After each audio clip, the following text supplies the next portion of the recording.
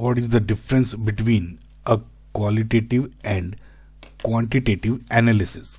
देखो बच्चों, आपने लैब में एक्सपेरिमेंट्स करते वक्त अक्सर देखा होगा कि हमें कभी किसी अननोन सब्सटेंस को पहचानना होता है, तो कभी ये पता लगाना होता है कि वो कितनी क्वांटिटी में है। बस ये इन दोनों के बीच का फर्क है। सबसे पहले बात करते हैं क्वालिटेटिव एनालिसिस की। सिंपल शब्दों में कहें तो इसका मतलब है आइडेंटिटी पता लगाना।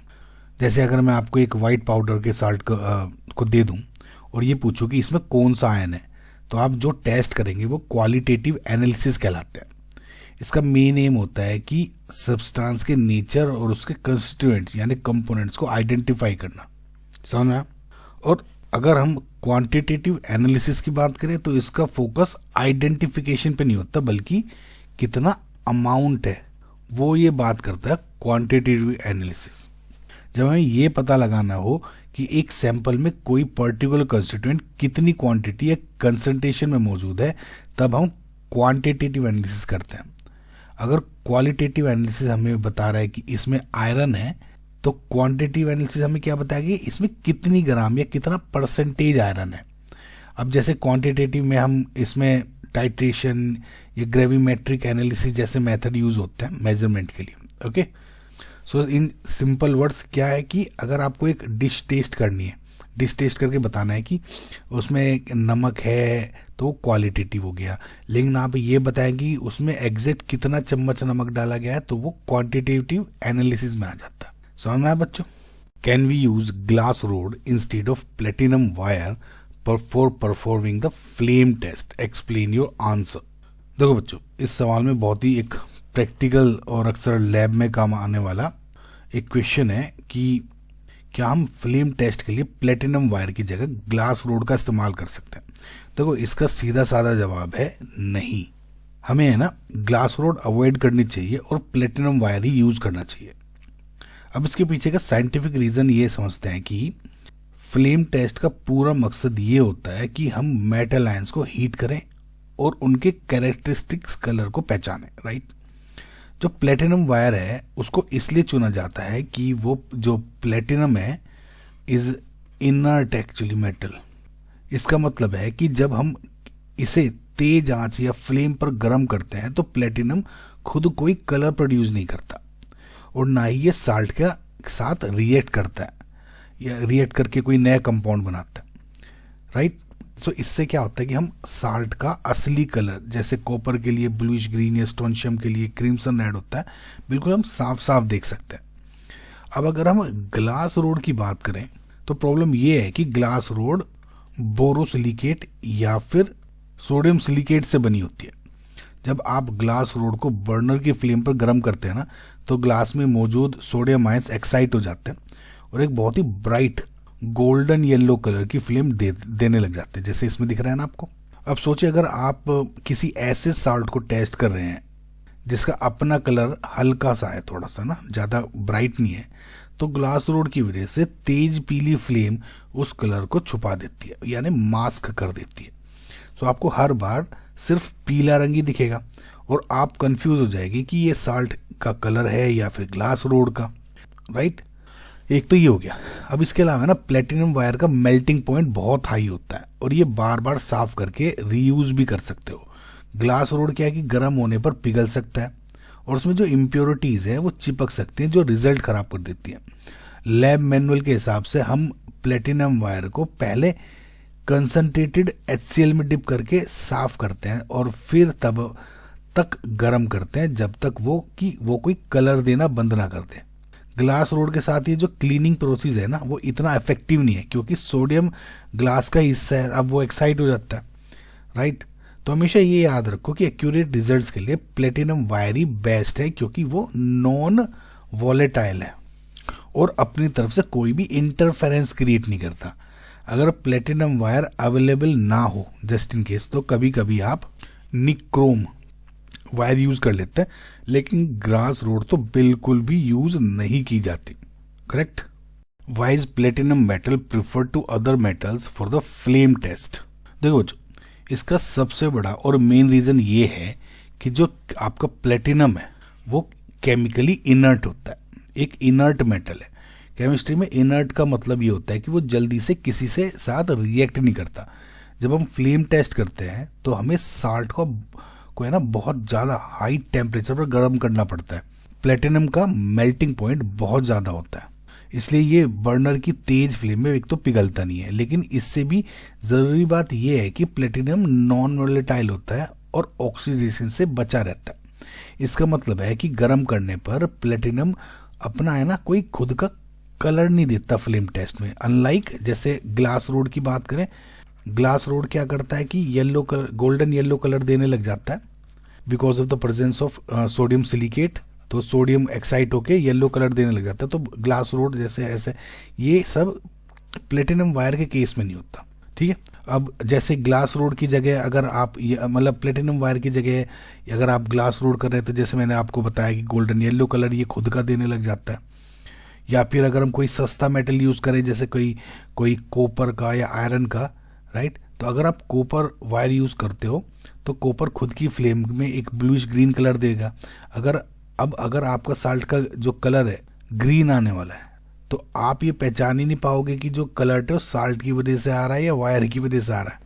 सो प्लेटिनम के साथ ये प्रॉब्लम नहीं होती एक्चुअली, क्योंकि वो जो फ्लेम को कलरलेस रखता है। अगर आप हीट करते रहोगे तो कलर नहीं प्रोड्यूस करेगा।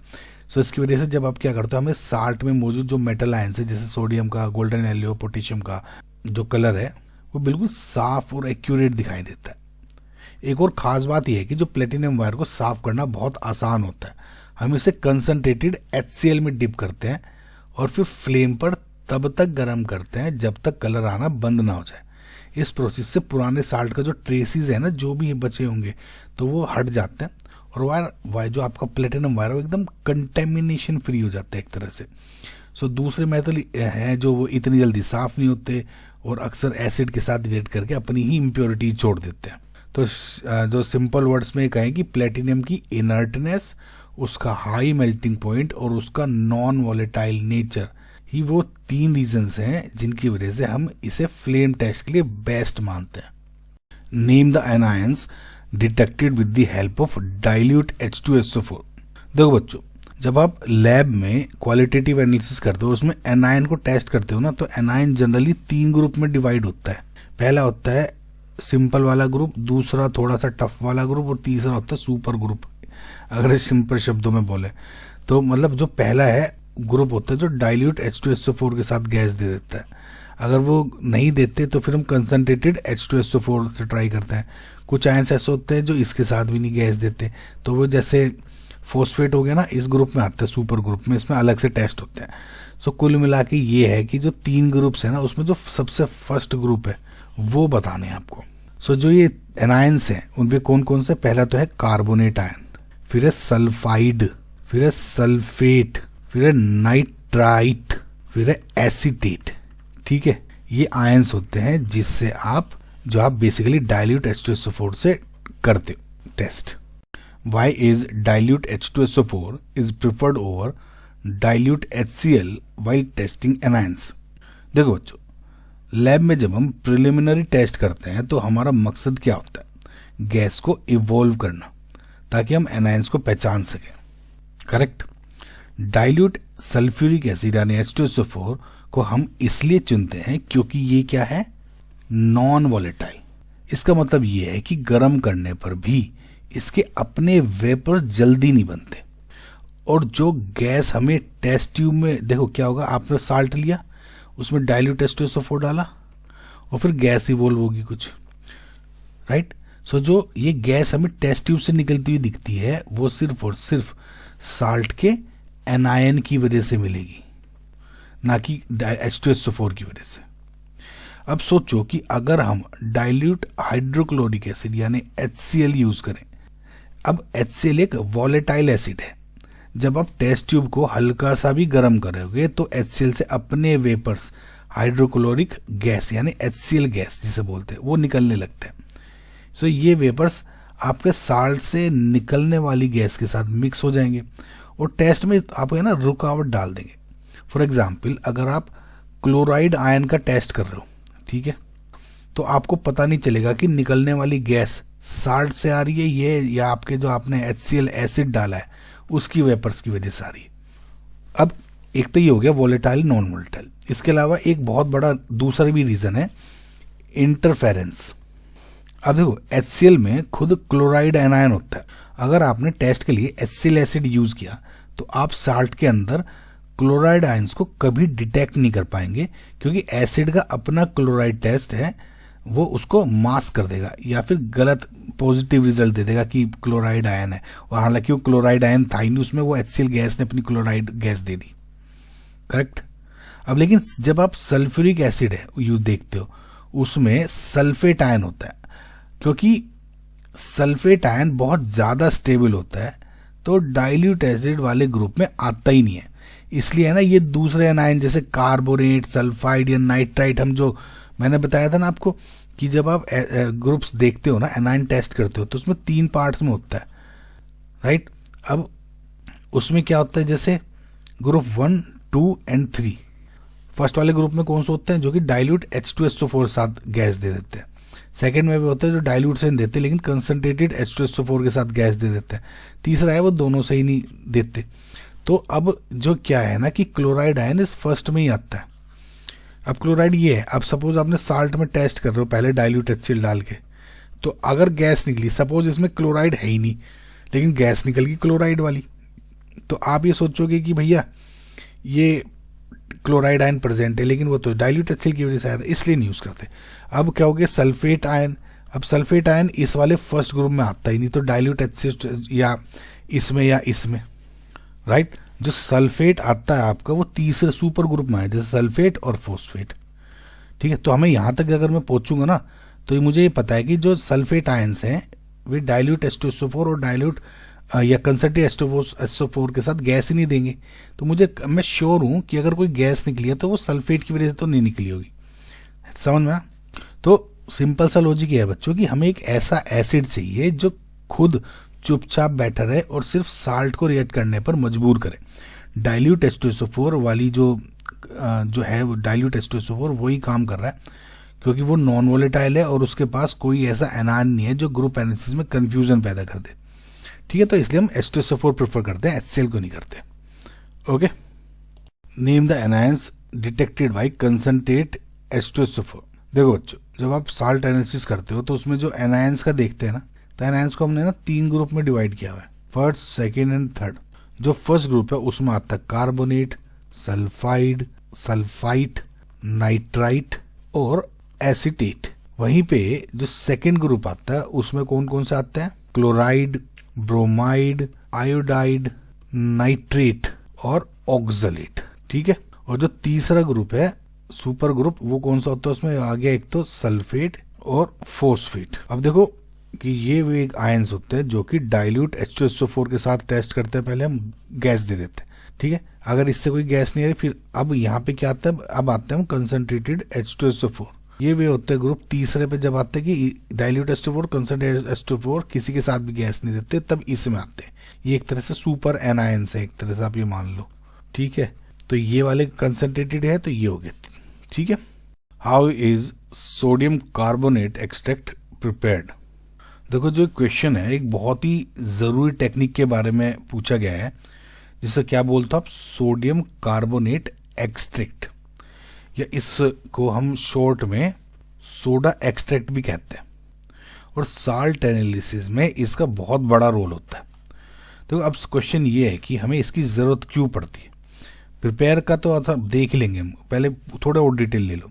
देखो हर बार हमारे साल्ट्स पानी में है ना सोल्यूबल नहीं होते, यानी कुछ साल्ट्स ऐसे होते हैं कि जो वाटर इनसोल्यूबल भी हो, राइट।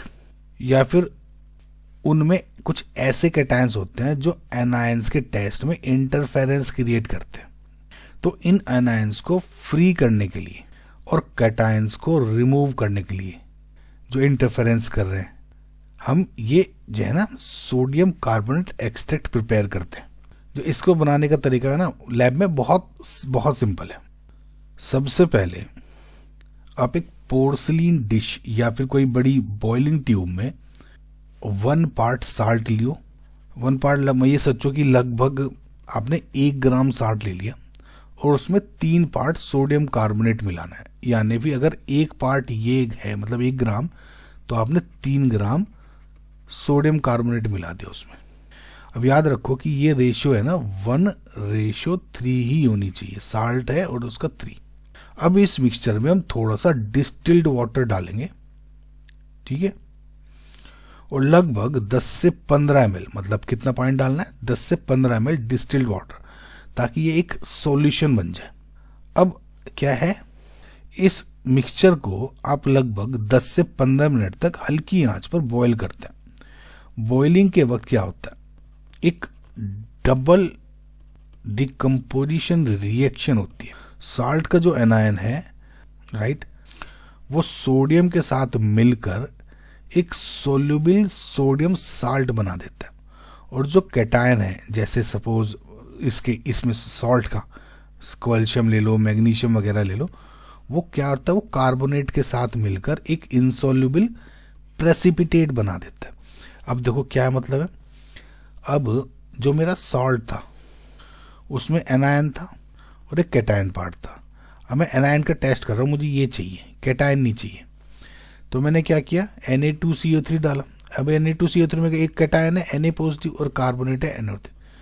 अब क्या है, जो एनायन है वो Na के साथ मिल जाता है और ये हो गया Na प्लस आपका जो साल्ट का एनायन है, और जो अनवांटेड है वो ये हो गया, यानी कैटायन साल्ट का और प्लस कार्बोनेट, वो प्रेसिपिटेट बन के नीचे बैठ गया।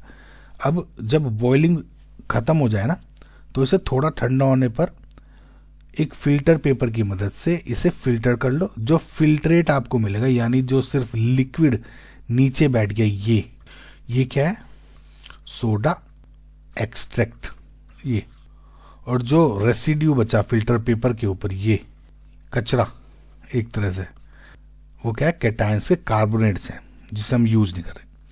अभी जो साफ लिक्विड आपके पास है, इसमें सारे एनायंस जैसे क्लोराइड, ब्रोमाइड या सल्फेट, वे सब सोडियम साल्ट के रूप में मौजूद होते हैं और पानी में घुल गए हुए, पानी में क्या है, वे घुले हुए हैं। अब आप इस एक्सट्रैक्ट से बिना किसी इंटरफेरेंस के एनायन के वेट टेस्ट कर सकते हैं। लेकिन एक बात का हमेशा ध्यान रखना स्टूडेंट्स, की इस एक्सट्रैक्ट को टेस्ट करने के लिए उसे करने से पहले इसे थोड़े से एसिड जैसे डाइल्यूट HCl या फिर HNO3 इसके साथ न्यूट्रलाइज करना बहुत ज़रूरी होता है, क्योंकि इसमें क्या है ना, जो एक्स्ट्रा सोडियम कार्बोनेट होने की वजह से ये जो नेचर में है ना, ओवरऑल सॉल्यूशन एल्कलाइन होता है। तो थोड़ा सा मतलब समरी ये है कि सोडियम कार्बोनेट एक्सट्रैक्ट हमारे इंसॉल्युबल साल्ट को टेस्टिंग फ्रेंडली बनाता है और एनायंस को कैटायन से आज़ाद कर देता है। समझ होंगे बच्चों आप सारा प्रोसेस भी। What is lime water and what happens on passing carbon dioxide gas through it?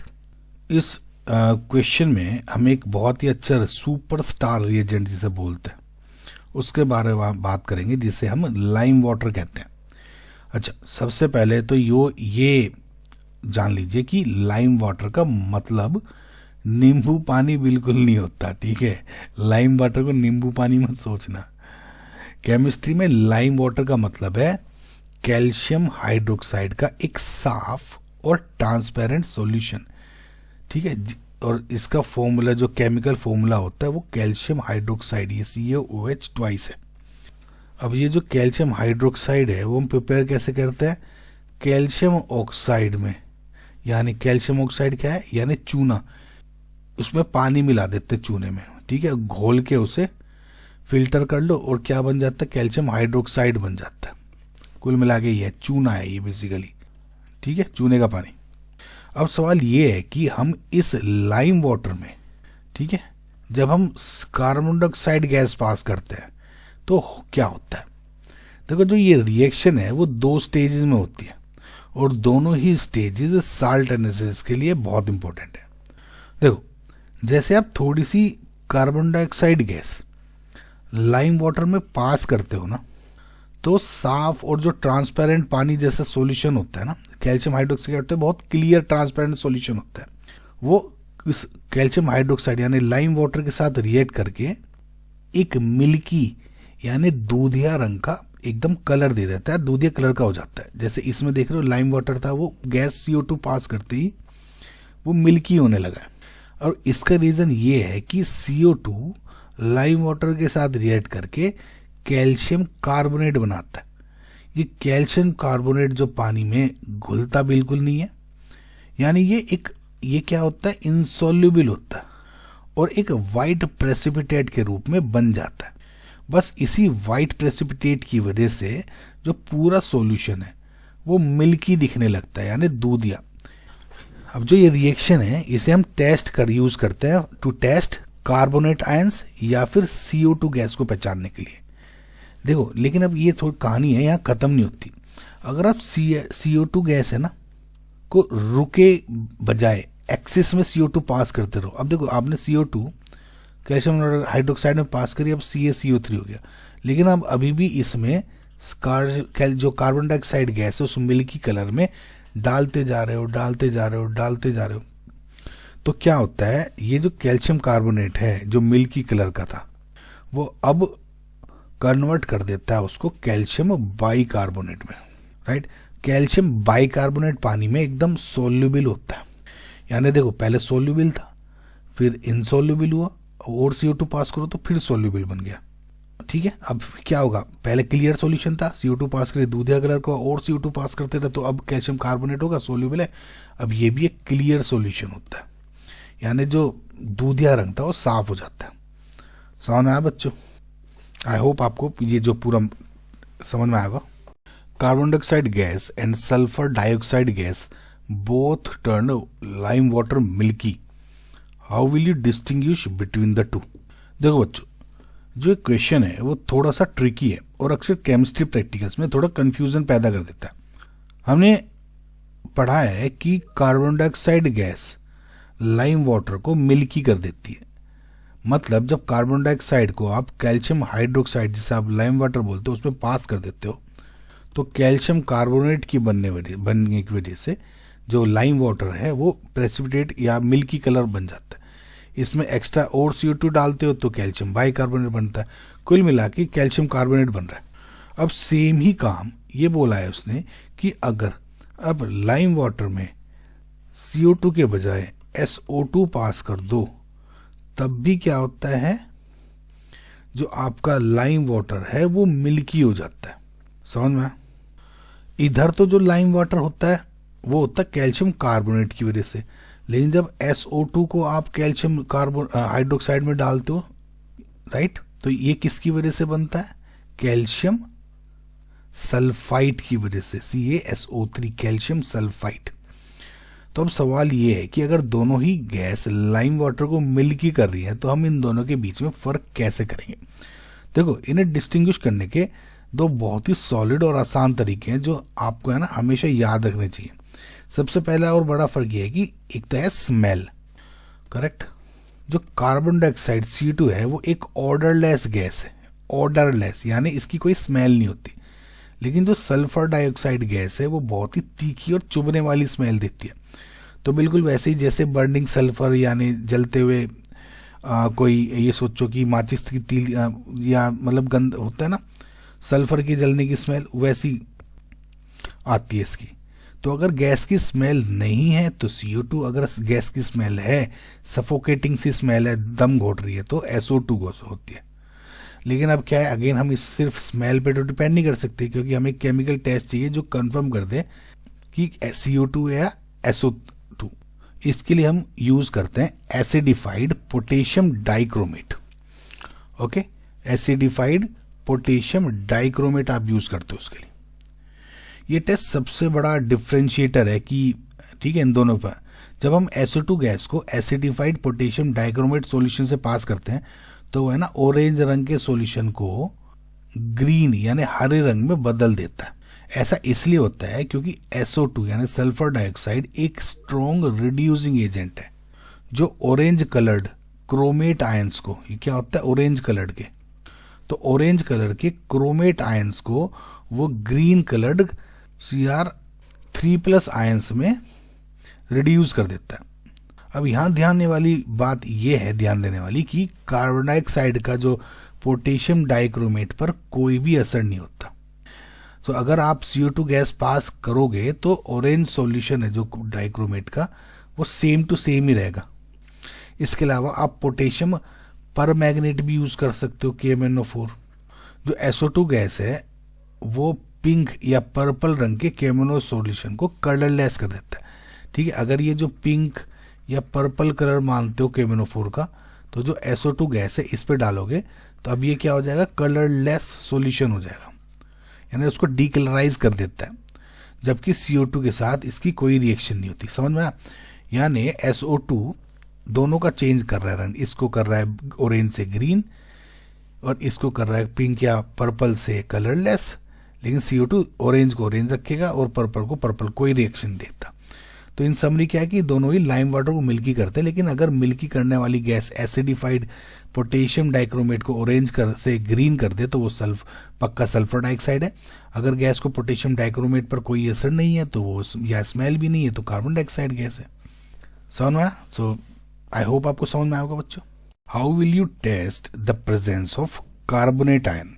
देखो, कार्बोनेट आयन यानी CO3 नेगेटिव, इसको टेस्ट करने के लिए सबसे पहले हम क्या करते हैं, अपने कुछ प्रिलिमिनरी टेस्ट्स होते हैं। इसके लिए आप एक साफ और सूखी टेस्ट ट्यूब में थोड़ा सा साल्ट लो और उसमें डाइल्यूट H2SO4 डालो। जैसे ही आप एसिड डालते हो तो आपको कुछ ब्रिस्क एफरवेसेंस यानी बुलबुले दिखेंगे, बहुत जल्द तेज तेज बुलबुले, है ना, जैसे इसमें दिख रहा है। यानी बहुत सारे बुलबुलों के साथ एक ऐसी गैस निकलती हुई दिखेगी, बिल्कुल वैसे ही जैसे कोल्ड ड्रिंक की बोतल खोलते हो ना और फिज एकदम से निकलती है। तो अगर वो गैस इस तरह से निकली है तो इसका मतलब क्या है, वो CO2 गैस है। अब क्या है, लेकिन सिर्फ बुलबुलों को तो देखकर हम कंफर्म नहीं करेंगे कि इसमें गैस का टेस्ट है ना, कि गैस कौन सी है। तो इसको है ना कि CO2 गैस है, ठीक है, बुलबुले देख के आप ये नहीं कंफर्म कर सकते कि इसमें कार्बोनेट है। तो अब हम क्या करते हैं, इस जो गैस का है उसका टेस्ट करते हैं। इसलिए हम क्या करते हैं, जो ये निकलने वाली गैस हुई ना, बुलबुले वाले निकल रही, इसको क्या करते हैं, let just say this is CO2, उसको लाइम वाटर में पास करते हैं। लाइम वाटर क्या है, एक सोल्यूबल आपका सॉल्यूशन होता है इन वाटर, ये क्लियर सॉल्यूशन होता है, इसको आप क्या बोलते हो, लाइम वाटर। तो जैसे ही CO2 लाइम वाटर में आप पास करते हो तो लाइम वाटर टर्न्स मिल्की। बहुत फेमस लाइन है, लाइम वाटर टर्न्स मिल्की। मतलब होता क्या है, CO2 प्लस CaOH ट्वाइस ये कैल्शियम कार्बोनेट बना देता है, कैल्शियम कार्बोनेट, और ये बेसिकली इनसोल्यूबल होता है, वाइट कलर्ड PPT होता है, जिसकी वजह से आपका सॉल्यूशन वाइट कलर का हो जाता है, तो वो मिल्की कलर हो गया। अब अगेन अगर ये मिल्की में आप गैस CO2 को, इसी गैस को जो रिलीज हो रही उसको कंटिन्यूसली पास करते रहोगे तो अब वो मिल्की से अगेन कलरलेस हो जाता है, यानी कैल्शियम कार्बोनेट अब कन्वर्ट हो जाता है कैल्शियम बाइकार्बोनेट में। तो इसको ये अगर हुआ तो ये क्या हो गया कि इसमें प्रेजेंस ऑफ कार्बोनेट आयन पक्का है। ठीक है, एक तो ये हो गया टेस्ट बच्चों कार्बोनेट आयंस का। अब इसके बाद हम एक कंफर्मेटरी टेस्ट करते हैं जिसे आप मैग्नीशियम सल्फेट टेस्ट कहते हैं। इसके लिए आपको पहले साल्ट का वाटर एक्सट्रैक्ट बनाना होगा, यानी साल्ट को पानी में घोलकर एक सॉल्यूशन बनाना होगा। अब इस सॉल्यूशन में थोड़ा सा मैग्नीशियम सल्फेट सॉल्यूशन मिला है। अगर आपको एक वाइट रंग का प्रेसिपिटेट तुरंत मिल जाए, यानी इसके साल्ट के सॉल्यूशन में मैग्नीशियम सल्फेट डाला, तो अगर वाइट कलर का प्रेसिपिटेट एकदम से बन गया तो इसका मतलब है कि कार्बोनेट आयन इसमें प्रेजेंट है। ये वाइट प्रेसिपिटेट किसका होता है, बेसिकली मैग्नीशियम कार्बोनेट का। अच्छा बच्चों, एक चीज ध्यान रखना, मैंने बताया आपकी साल्ट सॉल्यूशन था, उसमें मैग्नीशियम सल्फेट डाल दिया। अब प्रेसिपिटेट अगर ठंडी टेस्ट ट्यूब में, ठंडे उसमें कोल्ड कंडीशन में बन गया तो है कार्बोनेट। लेकिन अगर मैं डालते नहीं हुआ, लेकिन टेस्ट ट्यूब को मैंने गर्म किया, गर्म करने पे वाइट PPT बना, तो इसका मतलब क्या है, इसमें क्या है, बाइकार्बोनेट। तो थोड़ा सा डिफरेंसेस समझ लेना, बहुत बार पूछ लेते हैं। तो सिंपल सा प्रोसेस है कि पहले साल्ट में डाइल्यूट एसिड डालो, अगर गैस निकले जो कि लाइम वाटर को मिल्की कर दे तो कार्बोनेट आयन है, और अगर वो मैग्नीशियम सल्फेट के साथ मिलकर वाइट प्रेसिपिटेट कर बना दे तो इसका मतलब ये कार्बोनेट कन्फर्म हो जाता है। समझ में आया बच्चों? तो यही चीज़ होती है बस बच्चे। What is the composition of dark brown ring which is formed at the junction of two layers in the ring test of for nitrates? देखो बच्चों, जो क्वेश्चन है ये बेसिकली नाइट्रेट्स के टेस्ट पे डिपेंड कर रहा है, जिसको आप क्या बोलते हो, ब्राउन रिंग टेस्ट। और जैसा मैंने आपको बताया, ये टेस्ट नाइट्रेट आयंस की पहचान के लिए होता है। नाइट्रेट्स कौन से हो गए, NO3 नेगेटिव। आपने देखा होगा बच्चों कि जब हम किसी नाइट्रेट साल्ट के सॉल्यूशन में फेरस सल्फेट और सल्फ्यूरिक एसिड डालते हैं तो दो लेयर्स के बीच में एक गहरे ब्राउन रिंग यानी डार्क ब्राउन रिंग की एक ये परत बन जाती है, रिंग बन जाती है। तो सबसे पहले इसका कंपोजिशन जानते हैं, क्योंकि ये एग्जाम में बार बार पूछा जाता है। इस ब्राउन रंग का जो केमिकल नेम है वो होता है penta aqua nitrosyl iron 2 sulphate. Formula हो गया इसका ये। यहां आयरन जो Fe है अपनी +1 ऑक्सीजन स्टेट में होता है, ओके, जो कि है ना एक बहुत ही इंटरेस्टिंग बात है, क्वेश्चन पे ध्यान रखना। इसमें Fe किस में है, +1 ऑक्सीजन स्टेट में। और इंटरेस्टिंग बात क्यों है, क्योंकि ज्यादातर जो आयरन है आपका या तो +2 में या +3 में मिलता है, इसलिए ना। अब ये बनता कैसे, इसका आप थोड़ा सा लॉजिक समझो। टेस्ट के लिए हम पहले एक सॉल्ट का वाटर एक्सट्रैक्ट लेते हैं और उसमें फ्रेशली प्रिपेयर्ड फेरस सल्फेट डाला। फ्रेशली प्रिपेयर्ड इसलिए लेते हैं क्योंकि पुराना रखा हुआ फेरस सल्फेट हवा से रिएक्ट करके फेरिक एसिड में कन्वर्ट हो जाता है ना। ये बच्चों क्वेश्चंस पूछे जाते हैं, ध्यान रखना। और अगर ये फेरिक में हो गया तो टेस्ट खराब हो जाएगा। इसके बाद हम टेस्ट ट्यूब को थोड़ा सा टिल्ट करते हैं, जैसे टिल्ट हो रही है ना, और टिल्ट करके इसमें धीरे धीरे धौले होले हो जाएगा, ऐसे कंसंट्रेटेड H2SO4 डालते हो। अब जैसे जैसे एसिड नीचे जाता जाएगा इस लेयर से, ये जो रिंग है ये बनता चला जाएगा। सो रिएक्शन के दौरान क्या होता है कि सल्फ्यूरिक एसिड नाइट्रेट आयन को नाइट्रिक एसिड में बदलता है। क्या कर रहा है, कंसंट्रेटेड H2SO4 जो नाइट्रेट को नाइट्रिक एसिड में कन्वर्ट कर रहा है, जो फिर रिड्यूस होकर NO में कन्वर्ट हो जाता है, यानी नाइट्रिक ऑक्साइड में। देखो H2SO4 नाइट्रेट आयन पे कन्वर्ट करके उसको HNO3 में डाला और फिर HNO3 रिड्यूस हुआ टू NO। ये जो NO गैस सॉल्यूशन में मौजूद फेरस यानी Fe2+ के साथ रिएक्ट करते हैं। जब ये दोनों मिलते हैं तो वही ब्राउन रंग कलर का कोऑर्डिनेशन कॉम्प्लेक्स बन जाता है ये, ठीक है।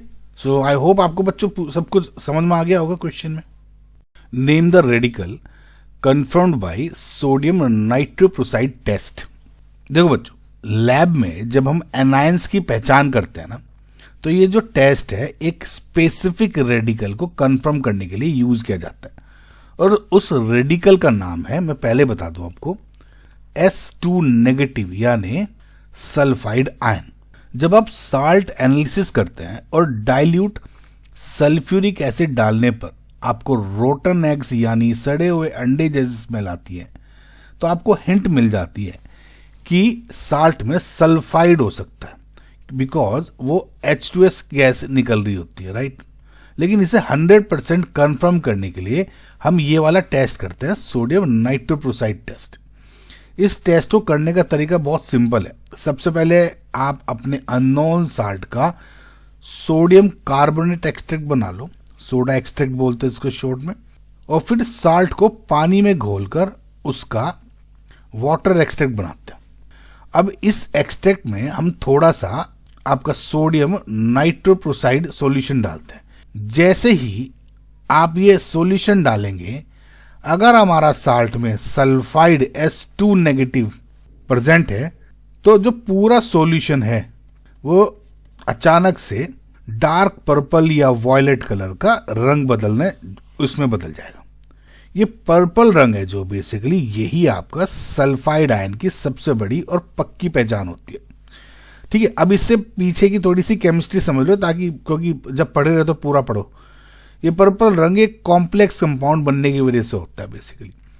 जब सोडियम नाइट्रोप्रोसाइड, अब सोडियम नाइट्रोप्रोसाइड का फॉर्मूला क्या होता है, ये वो सल्फाइड आयंस के साथ जब रिएक्ट करता है तो एक नया कोऑर्डिनेशन कॉम्प्लेक्स बनाता है जिसे हम सोडियम थायोनाइट्रोप्रोसाइड बोलते हो। समझ में?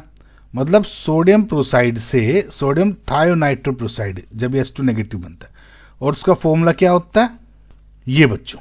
इस कॉम्प्लेक्स में जो सल्फर एटम मॉलिक्यूल के अंदर जुड़ जाता है बेसिकली, है ना, और इसकी वजह से वो इंटेंस वॉयलेट कलर प्रोड्यूस करता है। तो बच्चों एक बात ध्यान हमेशा याद रखना, ये टेस्ट तभी बेस्ट रिजल्ट देता है जब हमारा सॉल्यूशन एल्कलाइन नेचर का हो। इसलिए हम इसमें सोडियम कार्बोनेट एक्सट्रैक्ट यूज करते हैं, या थोड़ा सा एल्कली मिला दो, ठीक है, मिला देते हैं इसमें। तो अगर सॉल्यूशन एसिडिक होता है ना तो ये रंग इतना साफ नहीं होगा, इतना ज़्यादा डार्क नहीं आता है। तो याद रखना है ना, ये हमेशा याद रखो बेटा कि सोडियम नाइट्रोप्रोसाइड टेस्ट का मतलब हमेशा H2 नेगेटिव है। आई होप आपको समझ में आएगा। What is chromyl chloride test and how do you justify that CrO2Cl2 is acidic in nature. देखो बच्चों, जो ये टेस्ट है क्रोमाइल क्लोराइड टेस्ट, ठीक है, अब जैसे यहाँ पे क्लोराइड लिखा है ना, तो ये समझो कि ये जो क्रोमाइल क्लोराइड टेस्ट है वो स्पेसिफिकली क्लोराइड आयंस को कंफर्म करने के लिए किया जाता है जब हमें कंसंट्रेटेड सल्फ्यूरिक एसिड से कोई डाउट हो रहा हो। ठीक है, समझ रहे? पहले तो हम क्या करेंगे, कंसंट्रेटेड सल्फ्यूरिक एसिड डालते हैं सॉल्ट में और उसमें कुछ गैस निकलेगी। फिर अगर हम ये कह रहे हैं कि नहीं भैया इस थोड़ा सा कंफर्म हुआ, कंफर्म करने के लिए क्रोमाइल क्लोराइड टेस्ट करते हैं ना। अब इस टेस्ट को कैसे करते हैं? सबसे पहले हम एक ड्राई टेस्ट ट्यूब में अपना सॉल्ट लेते हैं और उसमें बराबर मात्रा में आप क्या डालते हो, पोटेशियम डाइक्रोमेट। ठीक है, सॉल्ट लिया और उसमें थोड़ा सा पोटेशियम डाइक्रोमेट डाला। फिर इस मिक्सचर में जो ये है, ये मिक्सचर हुआ, इसमें हम ऐड करते हैं आपका कंसंट्रेटेड H2SO4 और इसे हल्का सा हम हीट करने लग जाते हैं। समझ में? जैसे इसे आप गर्म करते हो, आप देखते हो कि टेस्ट ट्यूब से बहुत ही गहरी रेडिश ब्राउन रंग की वेपर्स यानी भाप निकल रही है। जो ये वेपर्स है ये बेसिकली किसकी होती है? ये होती है आपकी क्रोमाइल क्लोराइड की, यानी CrO2Cl2। ये क्या होता है? क्रोमाइल क्लोराइड, रेडिश ब्राउन की। अच्छा, अब एक चीज ध्यान रखो, जैसे ही सिर्फ जो ब्राउन वेपर्स निकलती है ना, तो हम एकदम से ये कंफर्म नहीं कहते इसमें कि अच्छा ठीक है कि ये क्लोराइड ही हो सकता है। क्या है कि अगर ये क्रोमाइल क्लोराइड टेस्ट यूज कर रहे हैं तो हो सकता है कि ये इसमें ब्रोमाइड आयंस भी प्रेजेंट हो, ब्रोमाइन की वेपर्स हो सकती है, क्योंकि वो भी थोड़ी ब्राउनिश ही होती है। इसलिए हम इन वेपर्स को क्या करते हैं, ये CrO2Cl2 हुआ, ठीक है बच्चों, ये वेपर्स सारी उसी की है। अब हम क्या करते हैं, CrO2Cl2 यानी जो क्रोमाइल क्लोराइड की वेपर्स है, इसको दूसरी टेस्ट ट्यूब में पास करते हैं जिसमें हमने पहले से क्या डाला हुआ है, इनमें NaOH यानी sodium hydroxide, basically sodium hydroxide का सॉल्यूशन होता है।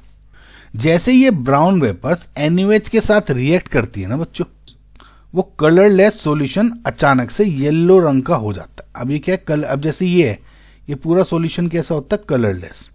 अब जैसे ही मिक्स करती है ना, बस बेसिकली ये तो वेपर्स हो गई और ये NaOH में डाला आपने, जैसे NaOH है, NaOH कलरलेस हो गया, आपने क्रोमाइल क्लोराइड की वेपर्स डाली, तो ये जो ये टेस्ट ट्यूब का कलर है वो एकदम से क्या हो जाता है, येलो रंग का। जो ये येलो कलर है वो बेसिकली इस Na2CrO4 यानी सोडियम क्रोमेट के बनने की वजह से आता है। अब इस Na2CrO4 में हम थोड़ा सा एसिटिक एसिड और लेड एसीटेट डाल दें तो हम ये जो येलो कलर बना, ये येलो कलर का प्रेसिपिटेट बन जाता है। और येलो कलर का जो प्रेसिपिटेट क्या होता है, वही लेड क्रोमेट का यानी PbCrO4। सो अगर ये येलो प्रेसिपिटेट बन गया है तो समझ लो कि क्लोराइड 100% कन्फर्म है। समझ में आया? क्या किया हमने, देखो आपने सॉल्ट लिया, सॉल्ट में K2Cr2O7 डाला, उसमें कंसंट्रेटेड H2SO4 डालते ही आपकी NaOH ये निकलनी शुरू हुई, ये भाप निकलनी शुरू हुई किसकी, क्रोमाइल क्लोराइड की। इसमें आपने NaOH ऐड किया, NaOH का जो कलर लेड था वो येलो में बन गया। इसमें अगर आप लेड एसीटेट और एसिटिक एसिड डाल दो तो वो PbCrO4 लेड क्रोमेट का आपने PPT बना दिया। अब ये येलो PPT बनते आप 100% कंफर्म है कि क्लोराइड आयंस ही है। ठीक है, अब आते हैं इसके सेकंड पार्ट पे क्वेश्चन के कि how do you justify that ये एसिडिक इन नेचर होता है। देखो, केमिस्ट्री में किसी भी सब्सटेंस का एसिडिक नेचर तब प्रूव होता है जब वो किसी बेस के साथ रिएक्ट करके सॉल्ट और वाटर बनाए। अब इसमें देखो, जब हमने क्रोमाइल क्लोराइड वेपर्स को सोडियम हाइड्रोक्साइड जो कि एक बेस है उसमें पास किया था, तो उसने रिएक्ट करके क्या बनाया था आपका sodium chromate and NaCl obviously, ये वगैरह वगैरह है ना। इसका मतलब है कि क्रोमाइल क्लोराइड ने एक एसिड क्लोराइड की तरह बिहेव किया जो एल्कली यानी बेस में डिसॉल्व होकर एसिड हो गया, ये बेस हो गया, इसने बेस करके क्या बना दिया, सॉल्ट बनाया। तो ये क्या हुआ, एसिड प्रूव हो रहा है। इसका एक और जस्टिफिकेशन ये है कि जो क्रोमाइल क्लोराइड है, राइट, CrO2Cl2, वो क्रोमिक एसिड यानी H2CrO4 का एक डेरिवेटिव है।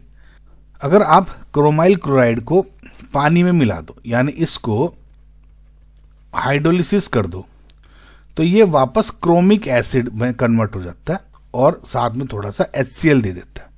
अब क्योंकि ये हाइड्रोलिसिस पर एसिड प्रोड्यूस कर रहा है, तो हम इसे कह सकते हैं कि क्रोमाइल क्लोराइड नेचर में एसिडिक है।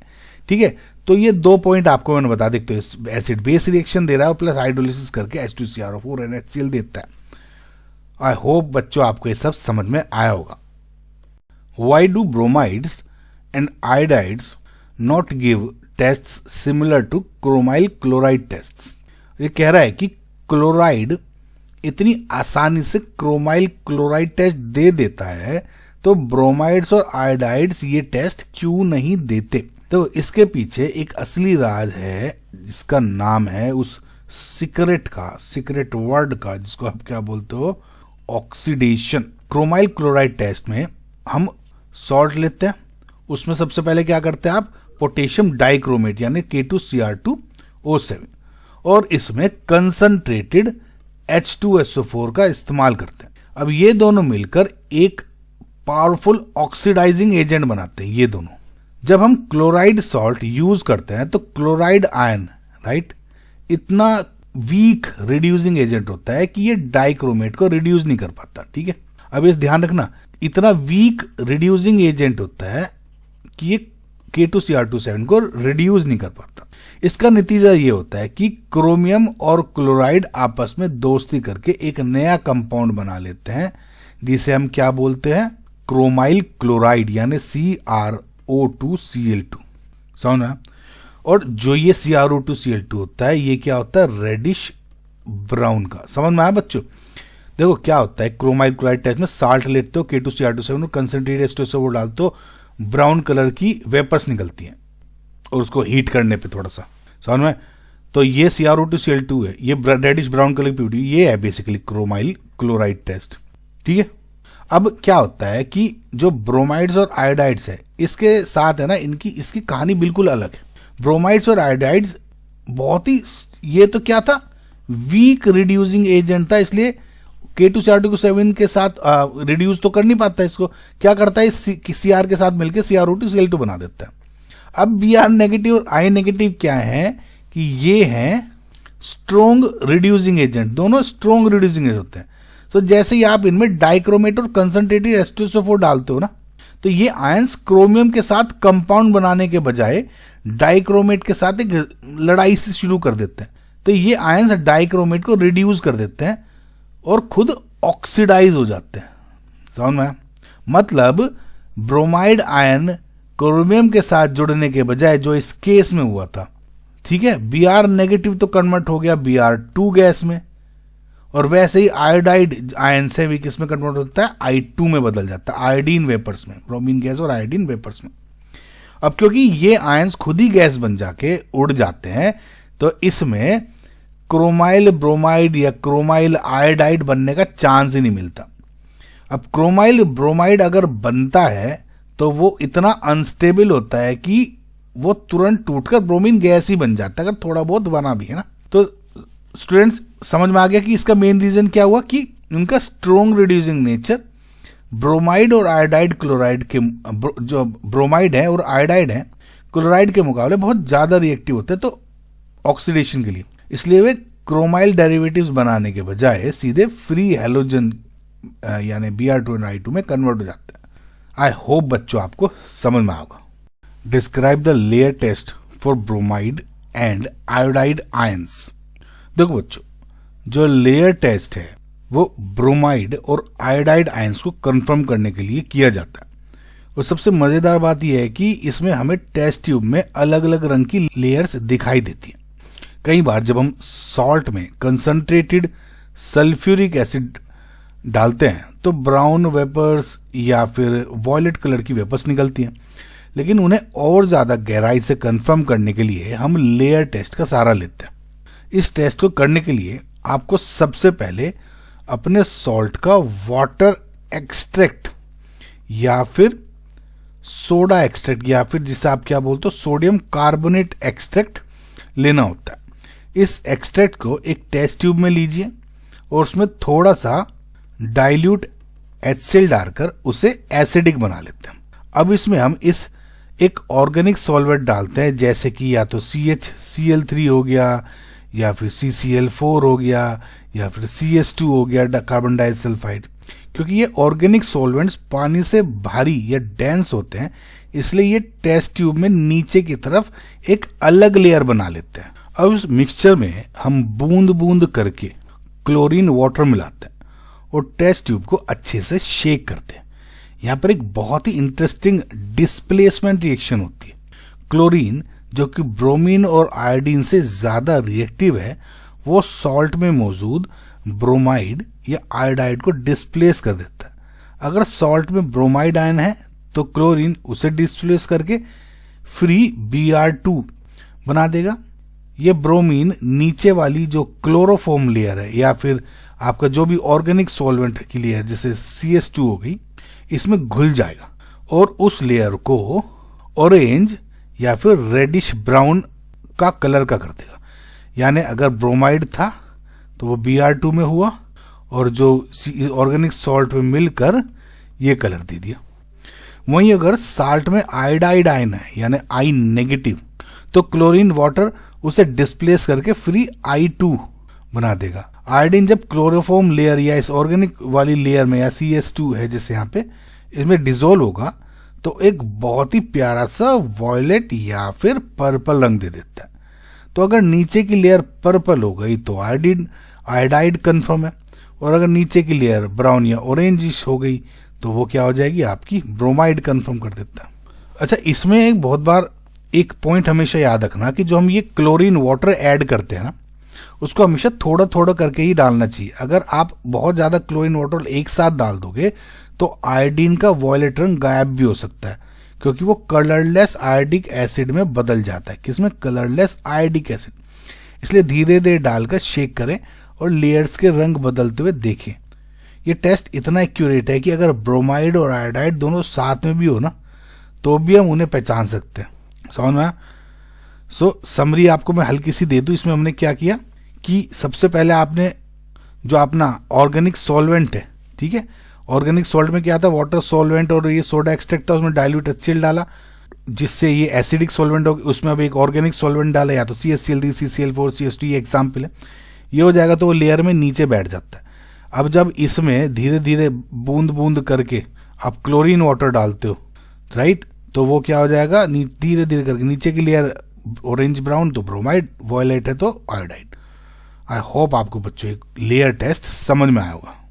Y is silver nitrate solution stored in dark coloured bottles?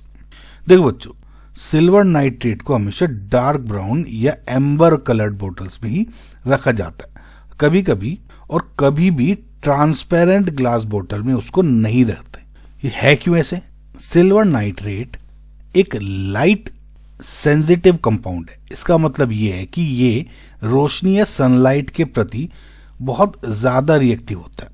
जब सनलाइट सिल्वर नाइट्रेट सॉल्यूशन पर पड़ती है तो वहाँ एक फोटोकेमिकल डिकम्पोजिशन रिएक्शन शुरू हो जाती है। सनलाइट की एनर्जी सिल्वर नाइट्रेट के मॉलिक्यूल्स को तोड़ देती है और उसे मेटेलिक सिल्वर में कन्वर्ट कर देती है। इस रिएक्शन की वजह से सिल्वर नाइट्रेट सॉल्यूशन खराब हो जाएगा और उसका असर, या जिसको आप पोटेंसी बोलते हो, वो कम हो जाती है। आप देखेंगे कि अगर सिल्वर नाइट्रेट सनलाइट के कांटेक्ट में आए तो ट्रांसपेरेंट सॉल्यूशन धीरे धीरे ग्रेइश सा हो जाएगा या फिर ब्लैकिश होने लगेगा। ये ब्लैक कलर उन छोटे छोटे सिल्वर पार्टिकल की वजह से होता है जो डिकम्पोज होकर इसमें बन जाते हैं। अगर हमारा रिएजेंट ही डिकम्पोज हो जाएगा तो हम एनाइंस जैसे कि क्लोराइड हो गए या ब्रोमाइड आयंस उनको टेस्ट सही से नहीं कर पाएंगे। डार्क कलर या जो एम्बर कलर की जो बोटल्स है उसका काम होता है कि सिल्वर जो सनलाइट है उसको रोक सके या फिल्टर करे। ये बोटल्स अल्ट्रावायलेट और विजिबल लाइट को सॉल्यूशन तक पहुंचने से रोकता है। जब लाइट अंदर ही नहीं जाएगी तो फोटोकेमिकल रिएक्शन नहीं होगी और हमारा सिल्वर नाइट्रेट सॉल्यूशन लंबे समय तक एकदम सुरक्षित पूरी तरह से रहेगा। एक और बढ़िया सी बात है इसमें बताऊं कि अगर काम करते वक्त सिल्वर नाइट्रेट की एक बूंद आपकी स्किन पर गिर जाए तो वहां भी सनलाइट की वजह से एक डार्क ब्लैक कलर का निशान बन जाता है और जो कि कई दिनों तक नहीं निकलता। वो निशान भी वही मेटेलिक सिल्वर होता है जो आपकी स्किन पर डिकम्पोज होकर जम गया है। इसलिए लैब में सिल्वर नाइट्रेट के साथ काम करते वक्त हमेशा सावधानी बरतें और उसे हमेशा उन डार्क बोटल्स में ही वापस रख लें। समझ में आया बच्चों? How do you test the presence of sulphide ion यानी H2 नेगेटिव। तो सबसे पहले तो बच्चों आपको पता ही है कि H2 नेगेटिव क्या होता है। बहुत ही स्मेली आयंस की तरह हम बोलते हैं कि स्मेली है ये चीज़ बहुत, है ना। तो सबसे पहले इसको प्रेजेंस को टेस्ट करने के लिए सबसे पहले हम क्या देखते हैं, इसका प्रिलिमिनरी टेस्ट। तो आपको क्या करना है कि आपको एक टेस्ट ट्यूब में थोड़ा सा अननोन सॉल्ट लेना। अननोन क्यों, आपको पता नहीं है ना सॉल्ट में क्या है। उसमें डाइल्यूट H2SO4 डालो। अगर सॉल्ट में सल्फाइड आयन मौजूद है तो वो तुरंत एक गैस निकालेगा जिसमें सड़े हुए अंडों की या रोटन एग्स यानी की स्मेल आएगी। ठीक है, अब जो ये स्मेल आती है वो बेसिकली एक गैस रिलीज होती है अगर सल्फाइड आयंस प्रेजेंट है और इस गैस का क्या नाम होता है H2S यानी हाइड्रोजन डाइसल्फाइड। इसकी सड़े हुए अंडे की स्मेल आती है। इस गैस को कंफर्म करने के लिए अब कि ये H2S गैस है, देखो सल्फाइड आयन होगा, डाइल्यूट H2SO4 के बाद डाला, स्मेल आई, H2S गैस है। अब हम क्या कर रहे हैं कि हम ये एज्यूम करें कि H2S गैस है। अब ये H2S गैस जो रिलीज हुई ये आगे यूज करेंगे हम इसको कंफर्मेटरी टेस्ट के लिए ना। उस गैस को कंफर्म करने के लिए वेदर इट्स H2S और नॉट, हम एक फिल्टर पेपर लेंगे और उस फिल्टर पेपर को लेड एसीटेट सॉल्यूशन में भिगोएंगे और टेस्ट ट्यूब के मुंह के पास रख देंगे ऐसे, बिल्कुल इस तरीके से ले गए हम इसके पास। अगर वो जो फिल्टर पेपर है वो एकदम शाइनी ब्लैक कलर का हो गया या फिर थोड़ा सा मतलब सिल्वरी ब्लैक, शाइनी ब्लैक बोल देते हैं इस तरह से जैसे इमेज में दिख रहा है आपको, तो समझ जाइए कि इसमें सल्फाइड होने के पूरे चांसेस हैं। ये ब्लैक जो रंग है वो बेसिकली लेड सल्फाइड बनने की वजह से आता है। ठीक है बच्चों, ये ध्यान रखना।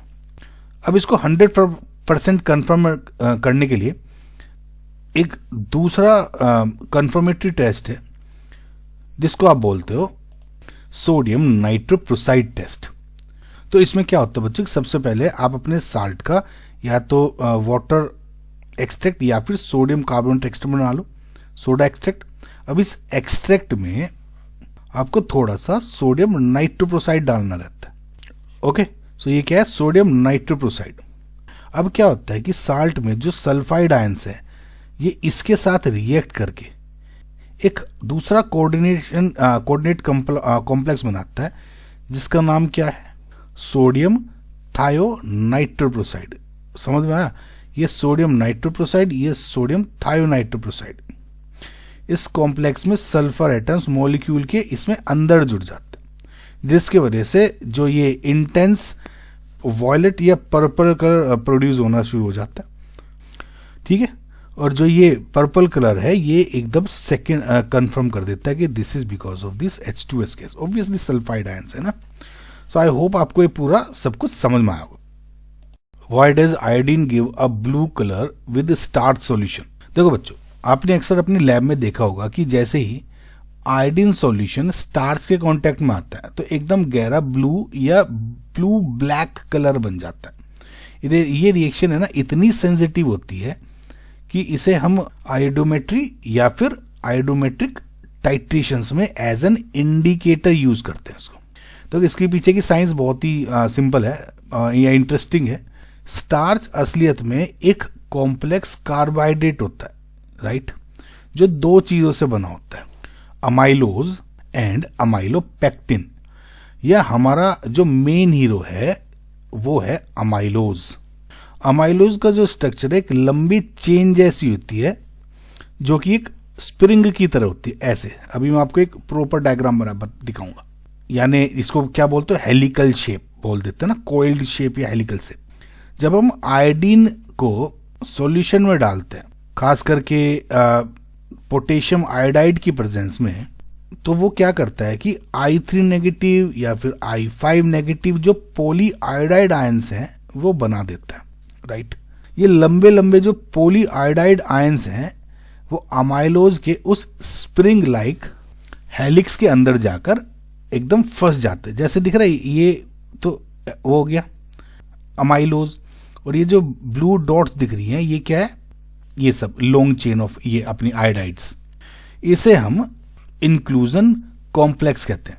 जब आयोडीन इन कॉइल्स के बीच में फिट हो जाता है तो मॉलिक्यूल्स के बीच का जो इलेक्ट्रॉन अरेंजमेंट है वो बदल जाता है। इस चेंज की वजह से ये कॉम्प्लेक्स विजिबल लाइट को एब्जॉर्ब करने लगता है और हमें वो इंटेंस ब्लू कलर दिखाई देने लग जाता है। यहाँ एक बहुत जरूरी बात ध्यान रखने वाली है कि ये कोई परमानेंट केमिकल बॉन्ड नहीं है, ठीक है, ये बात देखना, बल्कि सिर्फ एक फिजिकल अरेंजमेंट है। इसका सबसे बड़ा सबूत ये है कि अगर आप उस ब्लू सॉल्यूशन को गर्म करेंगे तो वो बिल्कुल जो ब्लू कलर है वो एकदम गायब हो जाता है। ऐसा इसलिए होता है कि क्योंकि गर्म करने पर जो अमाइलोज की वो जो कॉइल्स है ना, ये स्प्रिंग लाइक, ये खुल जाती हैं और आयोडीन उसमें से निकल जाता है जो फंसा हुआ है। जैसे आप सॉल्यूशन को वापस ठंडा करोगे, कॉइल्स फिर से बन जाती हैं और आयोडीन फिर से फंस जाएगा और ब्लू कलर वापस आ जाएगा। तो हमेशा याद रखना, आयोडीन और स्टार्च के जो ब्लू है कलर है किसी केमिकल रिएक्शन से की वजह से नहीं होता, बल्कि आयोडीन के स्टार्च की कॉइल्स में फंसने की वजह से होता है। यही वजह है कि ये जो टेस्ट है सिर्फ ठंडे सॉल्यूशन में ही काम करता है, गर्म में होगा ही नहीं। सो ना, आई होप आपको समझ में आएगा बच्चों। What is Nessler's reagent? देखो बच्चों, जो नेस्लर रिएजेंट है वो ये जो आपका बहुत इंपॉर्टेंट रिएजेंट है। अगर आपको याद हो तो सॉल्ट एनालिसिस में जब हम कैटायंस का टेस्ट करते हैं तो सबसे पहला जो ग्रुप है यानी 0 ग्रुप, जिसका मतलब क्या है, अमोनियम आयन, एक ही आयन होता है उसमें, उसको चेक करते हैं तो उसमें नेस्लर्स रिएजेंट यूज करते हैं, ठीक है। तो ये नेस्लर्स रिएजेंट क्या है, अमोनियम आयंस की प्रेजेंस को कंफर्म करता है। सबसे पहले इसका केमिकल नाम और फॉर्मूला जान लेते हैं। नेस्लर्स रिएजेंट का जो असलियत में नाम है वो क्या है, पोटेशियम टेट्रा आयोडो मर्क्यूरेट 2 या फिर K2HgI4। सो बेसिकली जो नेस्लर रिएजेंट है वो जो पोटेशियम टेट्रा आयोडो मर्क्यूरेट 2 है या ये, इसका एक एल्कलाइन सॉल्यूशन होता है, समझ में। अब देखते हैं कि ये काम कैसे करता है। जब आप किसी अननोन सॉल्ट को एक सॉल्यूशन में थोड़ा सा NaOH डालकर गर्म करते हैं तो उसमें से अमोनिया गैस निकलने लग जाती है। तब हम नेस्लर्स रिएजेंट का यूज करते हैं। जैसे अमोनिया गैस या अमोनियम सॉल्ट के सॉल्यूशन में नेस्लर्स रिएजेंट मिलाया जाता है ना बच्चों, तो वहां पे एक बहुत ही कैरेक्टरिस्टिक रिएक्शन होती है। सॉल्यूशन का रंग अचानक से ब्राउन हो जाता है या फिर इसको रेडिश ब्राउन प्रेसिपिटेट बोल देते हैं। ये जो ब्राउन प्रेसिपिटेट एक कॉम्प्लेक्स कंपाउंड की वजह से होता है जिसे हम कहते हैं आयोडाइड ऑफ मेलेंस बेस।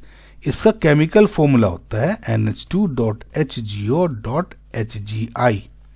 ये रिएक्शन इतनी सेंसिटिव है कि अगर अमोनिया की थोड़ी सी मात्रा भी, मतलब बहुत कम मात्रा भी हो तो सॉल्यूशन सिर्फ पीला या येलो दिखाई देगा, लेकिन अगर अमोनिया ज़्यादा है तो वो गहरा ब्राउन प्रेसिपिटेट बना देगा। एक और बहुत ज़रूरी बात की वाइवा में जो पूछा जा सकता है कि नेस्लर्स रिएजेंट हमेशा एल्कलाइन होना चाहिए तभी वो काम करेगा। अगर आपका सॉल्यूशन एसिडिक है तो पहले उसे बेस डालकर, जैसे NaOH वगैरह हो गया, उसको डालकर न्यूट्रलाइज करना पड़ता है। लैब में काम करते वक्त ध्यान रखें कि नेस्लर रिएजेंट में मर्क्यूरी होता है जो थोड़ा टॉक्सिक है, इसलिए उसे हमेशा सावधानी से भी हैंडल करना चाहिए। बहुत बार एग्जाम में या JEE मेन में भी ये भी पूछा गया है, इसके स्ट्रक्चर फॉर्मूले पे यानी K2HgI4 हो जाता है और ये कह देते हैं कि यहाँ पे कुछ एलिमेंट्स दे दिए जाते हैं जैसे KHgI ऑक्सीजन। अब इसमें ये पूछ लिया जाता है कौन सा एलिमेंट नेशनल रिएजेंट में प्रेजेंट नहीं होता, तो ऑब्वियसली इसमें ऑक्सीजन हो गया। तो इस तरह के क्वेश्चन भी आ जाते हैं और इसमें भी पूछा जा सकता है सेम क्वेश्चन। तो आई होप आपको ये चीज़ें समझ में आएंगी। Why is original solution for cations not prepared in concentrated HNO3 और H2SO4? देखो बच्चों, जब हम कैटायंस का एनालिसिस शुरू करते हैं ना, तो हम एक OS या फिर ओरिजिनल सॉल्यूशन बनाते हैं। अब इसमें यह पूछा गया है कि ओरिजिनल सॉल्यूशन को बनाने के लिए हम कंसंट्रेटेड HNO3 या फिर कंसंट्रेटेड H2SO4 क्यों नहीं यूज करते। देखो बच्चों, सबसे पहले तो ये समझो कि ओरिजिनल सॉल्यूशन बनाते कैसे। इसका एक सीक्वेंस होता है बेसिकली। अगर आप मेरी वीडियो देखोगे जिसमें मैंने थ्योरेटिकल बताई है आपको, उसमें समझ में आ जाएगा आपको। आविश केमिस्ट्री चैनल पर सॉल्ट एनालिसिस आविश केमिस्ट्री सर्च करना आप। सो सबसे पहले हम सॉल्ट को डिसोल्व करते हैं डिस्टिल्ड वाटर में। अगर वो नहीं हो रहा है, उससे नहीं काम चल रहा, तो आप डाइल्यूट HCl यूज़ करते हो, फिर कंसंट्रेटेड HCl यूज़ करते हो। अगर कंसंट्रेटेड HCl में भी अगर आपका सॉल्ट इनसॉल्युबल है, तो उसके बाद हम एक्वा यूज़ करते हैं जिसमें HCl और HNO3 आपके 3:1 में होते हैं। तो जैसे इसमें आप देखा, आपने ना तो इसमें कंसंट्रेटेड HNO3 यूज़ किया, ना ही कंसंट्रेटेड H2SO4 यूज़ किया। आपने डिस्टिल वाटर से स्टार्ट किया, then dilute HCl, then concentrated HCl, और उसके बाद सीधा आप एक्वा रीजिया पे चले गए। देखो, अब ये कंसंट्रेटेड HNO3 H2SO4 क्यों यूज नहीं करते, इसके पीछे 3 बहुत बड़े रीजंस है। सबसे पहला रीजन है सोल्यूबिलिटी एंड प्रेसिपिटेशन। देखो अगर आप कंसंट्रेटेड H2SO4 यूज करते हो ओरिजिनल सॉल्यूशन बनाने के लिए, तो वो साल्ट में मौजूद जो बहुत सारे कैटायंस है उनका सल्फेट्स बना देता है। अब जैसे सपोज Ca2+ के साथ मिलकर कैल्शियम सल्फेट बना देगा, Ba2+ के साथ बेरियम सल्फेट, Sr के साथ 2+ के साथ भी सेम, और लेड Pb2+ का भी सल्फेट ऐसे बना देगा। अब दिक्कत क्या है कि जिनके ये जो लेड इनके सल्फेट्स बन गए ना, ये पानी में घुलते नहीं है, इनसॉल्युबल होते हैं। अब सोचो कि अब जैसे ये कुछ आयंस हैं जो कि फॉर एग्जांपल ग्रुप 5 में है या ग्रुप 4 में है। अब आपने स्टार्ट के ग्रुप को टेस्ट करते हो ना, पहले 0 करोगे, फिर 1 को, फिर 2 को, फिर 3 को, तब 4 5 पे आते हो। लेकिन H2SO4 क्या करता है, जैसे डाल दोगे ना, अब पहले सपोज ये आयंस थे, अभी आप लेकिन 0 को कर रहे हो, अमोनिया को, फिर फर्स्ट पे आओगे, लेकिन जैसे डालोगे तो अगर ये आयंस प्रेजेंट हैं तो ये पहले ही प्रेसिपिटेट हो जाते हैं, और प्रेसिपिटेट होकर आपकी टेस्ट ट्यूब के नीचे बैठ जाएंगे। तो आपका जो सिस्टमेटिक एनालिसिस है ना, वो फेल हो जाएगा। मतलब आपको पहले 0 को करना होता है कि अमोनियम है या नहीं है, फिर फर्स्ट ग्रुप पे आते हो, फिर अब हम पहले ही डाला ओरिजिनल सॉल्यूशन बनाने के लिए, वो पहले ही बैठ गया।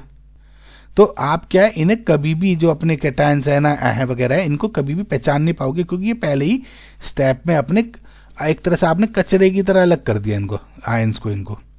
दूसरा जो सबसे बड़ा रीजन है वो है जो HNO3 है उसका ऑक्सीडाइजिंग नेचर।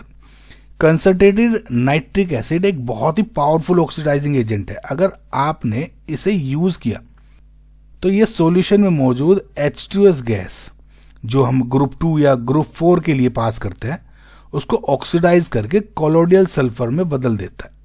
टेस्ट ट्यूब में एक मैला कुचला सा टर्बिड सा सॉल्यूशन बन जाता है ना, और आपको बिल्कुल समझ नहीं आएगा कि ये सल्फर निकला है या कोई और मेटल एक्चुअल में प्रेट हो रहा है, कचरा क्या है। और साथ ही क्या है, जो HNO3 है कुछ आयंस की ऑक्सीजन स्टेट्स भी बदल सकता है। जैसे अगर फेरस है Fe2+, उसको बताया ना अच्छा ऑक्सीडाइजिंग एजेंट है, इसको बदल के Fe3+ कर सकता है। सो हमारे रिजल्ट को भी अगेन वही हम नहीं चाहते ना, कि डिस्टर्ब नहीं करना चाहते, हमारा मेन एम ये रहता है।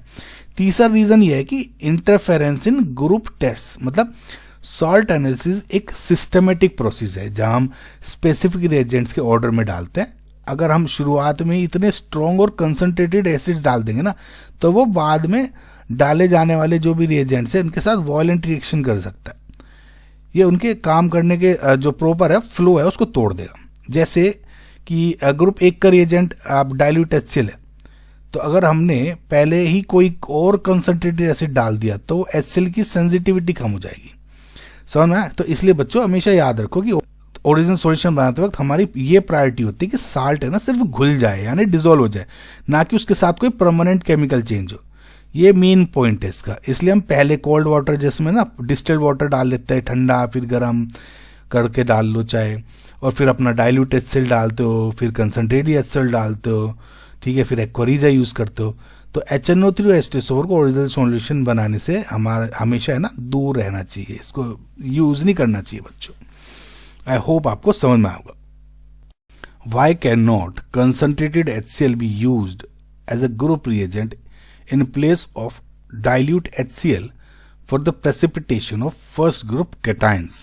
देखो बच्चों, बेसिकली इस क्वेश्चन में पूछा गया है कि जब हम ग्रुप 1 के कैटायंस जैसे कि लेड हो गया, सिल्वर या मर्करी, जब इनको हम टेस्ट करते हैं तो हम डाइल्यूट HCl ही यूज क्यों करते हैं, हम कंसनट्रेटेड HCl क्यों नहीं यूज कर सकते, जबकि वो तो और भी ज्यादा स्ट्रॉन्ग होता है ना।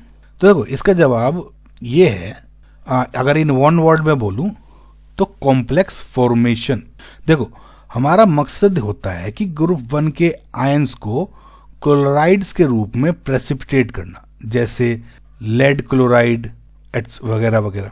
सो जब हम डाइल्यूट HCl डालते हैं तो क्लोराइड आयंस की क्वांटिटी लिमिटेड होती है और वो आराम से इंसोल्यूबल प्रेसिपिटेट बना देते हैं, जो हमें टेस्ट ट्यूब के नीचे दिखाई देते हैं। समझ में आया ये सब। लेकिन जब आप कंसनट्रेटेड HCl यूज कर लेते हो तो सॉल्यूशन में क्लोराइड आयंस की जो मात्रा है वो बहुत ज़्यादा हो जाती है, यानी कंसंट्रेशन बहुत ज़्यादा हो जाएगी। इस एक्सेस क्लोराइड की वजह से वो जो इंसोल्यूबल प्रेसिपिटेट बना था वो दोबारा रिएक्ट करके एक सोल्यूबल कॉम्प्लेक्स बना देगा। एग्जाम्पल के लिए सोचो, सबसे पहले जैसे Pb2+ था, आपने HCl डाला उसमें डाइल्यूट और उसने PbCl2 बना और वो वाइट PPT की तरह यहां पे बन गया। अब जब सपोज एक तरह से HCl में से उसने क्या लिया, क्लोराइड आयन। अब जब अगर मैं कंसंट्रेटेड HCl डाल दे और क्लोराइड की जो मात्रा है वो ज्यादा हो गई, तो जो प्रेसिपिटेट बना ना वो इस PbCl2 के साथ मिलकर PbCl4 नेगेटिव बना देगा। ये मतलब क्या हो जाएगा, एक कॉम्प्लेक्स बना देगा, और जिसकी वजह से कि जो आपका प्रेसिपिटेट बना था वो एक घुल जाएगा और जो एकदम क्लियर सॉल्यूशन बन जाएगा। अब अगर आपका सॉल्यूशन क्लियर हो गया तो आपको लगेगा कि ग्रुप 1 तो एब्सेंट है। इस तरह से आपका जो पूरा एनालिसिस है वो गलत हो जाएगा। सिल्वर और मर्क्यूरी के साथ भी बिल्कुल ऐसे ही होता है, वो भी एक्सेस HCl में सोल्यूबल कॉम्प्लेक्स बना लेते हैं ना। तो इसके अलावा एक और वजह है कि हम कॉमन आयन इफेक्ट, क्या जिसे आप क्या बोलते हो, कॉमन आयन इफेक्ट। हमें सिर्फ उतना ही क्लोराइड आयन चाहिए जो प्रेसिपिटेट के लिए काफ़ी हो। अगर हम बहुत ज़्यादा कंसंट्रेटेड एसिड डालेंगे तो सॉल्यूशन की एसिडिटी इतनी बढ़ जाएगी कि बाद में जब हम ग्रुप 2 के लिए H2S गैस पास करेंगे तो वो साथ सही से आयनाइज नहीं हो पाएगा और ग्रुप 2 के मेटल्स प्रेसिपिटेट नहीं होंगे। तो अब बच्चों शॉर्ट में है ना, देखो ये याद रखना कि केमिस्ट्री में ज़्यादा हमेशा अच्छा नहीं होता।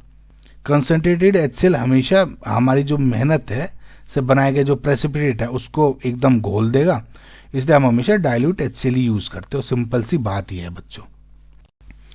How can one prevent the precipitation of group 4 radicals with the second group radicals. देखो बच्चों, इस क्वेश्चन में हम एक बहुत ही टेक्निकल और लॉजिकल सवाल पर बात की है। अक्सर स्टूडेंट्स हमें ये पूछते हैं कि ग्रुप 2 ग्रुप 4 दोनों में ही हम H2S गैस का इस्तेमाल करते हैं, तो ऐसा क्यों नहीं होता कि ग्रुप 4 के रेडिकल्स जैसे कि जिंक हो गया, मैग्नीज हो गया या निकिल हो गया, वे ग्रुप 2 के साथ प्रेसिपिटेट ही नहीं होते। मतलब जो ये भी H2S के साथ हम यूज कर रहे हैं, इसमें भी ग्रुप 4 के लिए, और ग्रुप 2 में भी कर रहे हैं H2S गैस। तो अगर PPT ग्रुप 2 का बन रहा है H2S से, तो वाई नॉट ग्रुप 4 भी साथ में प्रेसिपिटेट हो रहा है। उस टाइम पे ग्रुप 2 का जब हम टेस्ट करते हैं सिर्फ ग्रुप 2 के ही जो आयंस हैं, कैटायंस, वे ही प्रेसिपिटेट हुए, बट नॉट ऑफ 4। समझ में आ गया ना बच्चों आपको। देखो इसका जो सही आंसर है वो है आपका, जिसको आप बोलते हो, एक तो कॉमन आयन इफेक्ट और दूसरा सोल्यूबिलिटी प्रोडक्ट जैसे कंसेप्ट में छुपा है इसका आंसर। ग्रुप 2 और ग्रुप 4 दोनों के रेडिकल्स सल्फाइड्स बनकर ही प्रेसिपिटेट होते हैं। लेकिन एक बहुत बड़ा फर्क है दोनों में। ग्रुप 2 के सल्फाइड्स जैसे कॉपर के हो गए या फिर लेड के हो गए, इनका सोल्युबिलिटी प्रोडक्ट यानी KSP बहुत लो होता है, यानी उन्हें प्रेसिपिटेट होने के लिए बहुत थोड़े से सल्फाइड की जरूरत होती है। समझ में आना, सोल्युबिलिटी प्रोडक्ट इनकी लो है, इसलिए इनको बहुत ही थोड़े से सल्फाइड की जरूरत होती है टू प्रेसिपिटेट। वहीं दूसरी तरफ जो ग्रुप 4 के सल्फाइड्स है, उनका KSP सोल्युबिलिटी प्रोडक्ट बहुत ही ज्यादा होता है, हाई, यानी उन्हें प्रेसिपिटेट होने के लिए सल्फाइड आयंस की जो कंसंट्रेशन है वो बहुत ज्यादा चाहिए। देखो, इनकी सोल्युबिलिटी प्रोडक्ट निकालोगे, इनका आयंस का मल्टीप्लिकेशन हो जाएगा। तो ग्रुप 4 को ग्रुप 2 में प्रेसिपिटेट होने से रोकने के लिए हम सॉल्यूशन को पहले को एसिडिक बनाते हैं, ठीक है। हम ग्रुप 2 के टेस्ट में H2S गैस पास करने से पहले उसमें डाइल्यूट HCl डालते हैं। जब HCl और H2S एक साथ सॉल्यूशन में होते हैं तो उनके बीच में कॉमन आयन इफेक्ट लगता है, क्योंकि दोनों में H आयंस प्रेजेंट है। इसमें भी H आयंस प्रेजेंट है HCl में, और H2S में भी H आयंस प्रेजेंट है। तो अब देखो, HCl है ना, वो एक स्ट्रॉन्ग इलेक्ट्रोलाइट है, वो बहुत सारे H आयंस दे देता है। अब as per Le Chatelier principal, जब यहाँ पे भी H आयंस होंगे बहुत सारे फ्रॉम HCl, H2S यहाँ पे भी H आयंस है तो उसकी वजह से जो ये रिएक्शन है वो बैकवर्ड चलने लग जाएगी, यानी H2S का जो ये आयनाइजेशन था वो सप्रेस हो जाएगा, रिएक्शन मोर H2S की तरफ बढ़ने लग जाएगी। इसका नतीजा ये है कि सॉल्यूशन में जो सल्फाइड आयन की कंसंट्रेशन है बहुत कम हो जाती है।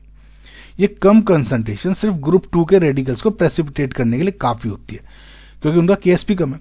लेकिन क्योंकि सल्फाइड आयंस बहुत कम है, इसलिए ग्रुप 4 के रेडिकल्स का आयनिक प्रोडक्ट उनके हाई KSP तक नहीं पहुंच पाता और वो सॉल्यूशन में ही घुले रहते हैं, प्रेसिपिटेट नहीं होते। अगर हम HCl को ना डालें, अब ये सोचो, इस HCl को हमने ना डाला होता और जो सॉल्यूशन को हम एल्कलाइन या न्यूट्रली रखें, तो सल्फाइड आयंस बहुत ज्यादा हो जाएंगे। दिख रहा है आपको? जिससे हमारा पूरा सिस्टमेटिक एनालिसिस है वो खराब हो जाएगा। इसलिए डाइल्यूट HCl को होने की वजह वो जो गेट कीपर है एक्चुअली में, कि जो ग्रुप 4 को तो सही जगह, ग्रुप 4 को उनकी सही जगह तक पहुंचा देता है और मतलब उनको रोके रखता है और अपना ग्रुप 2 को टेस्ट कर देता है। समझ में? तो how can one prevent the precipitation using dilute HCl? तो समरी ये है कि एसिडिक मीडियम यानी dilute HCl plus H2S equals to low sulphide ion concentration, ये सिर्फ ग्रुप 2 को प्रेसिपिटेट करता है और ग्रुप 4 को प्रिवेंट करता है। आई होप आपको समझ में आएगा। Why is it essential to boil off H2S gas before precipitation of radicals of group 3? So बच्चों, क्वेश्चन ये है कि ग्रुप 2 का टेस्ट खत्म करने के बाद और ग्रुप 3 के रेडिकल्स जैसे कि आयरन, एल्यूमिनियम, क्रोमियम, इनका टेस्ट शुरू करने से पहले हमें सॉल्यूशन को बॉयल करके H2S गैस को पूरी तरह बाहर निकालना क्यों जरूरी है? इसके पीछे दो बहुत बड़े साइंटिफिक रीजंस है।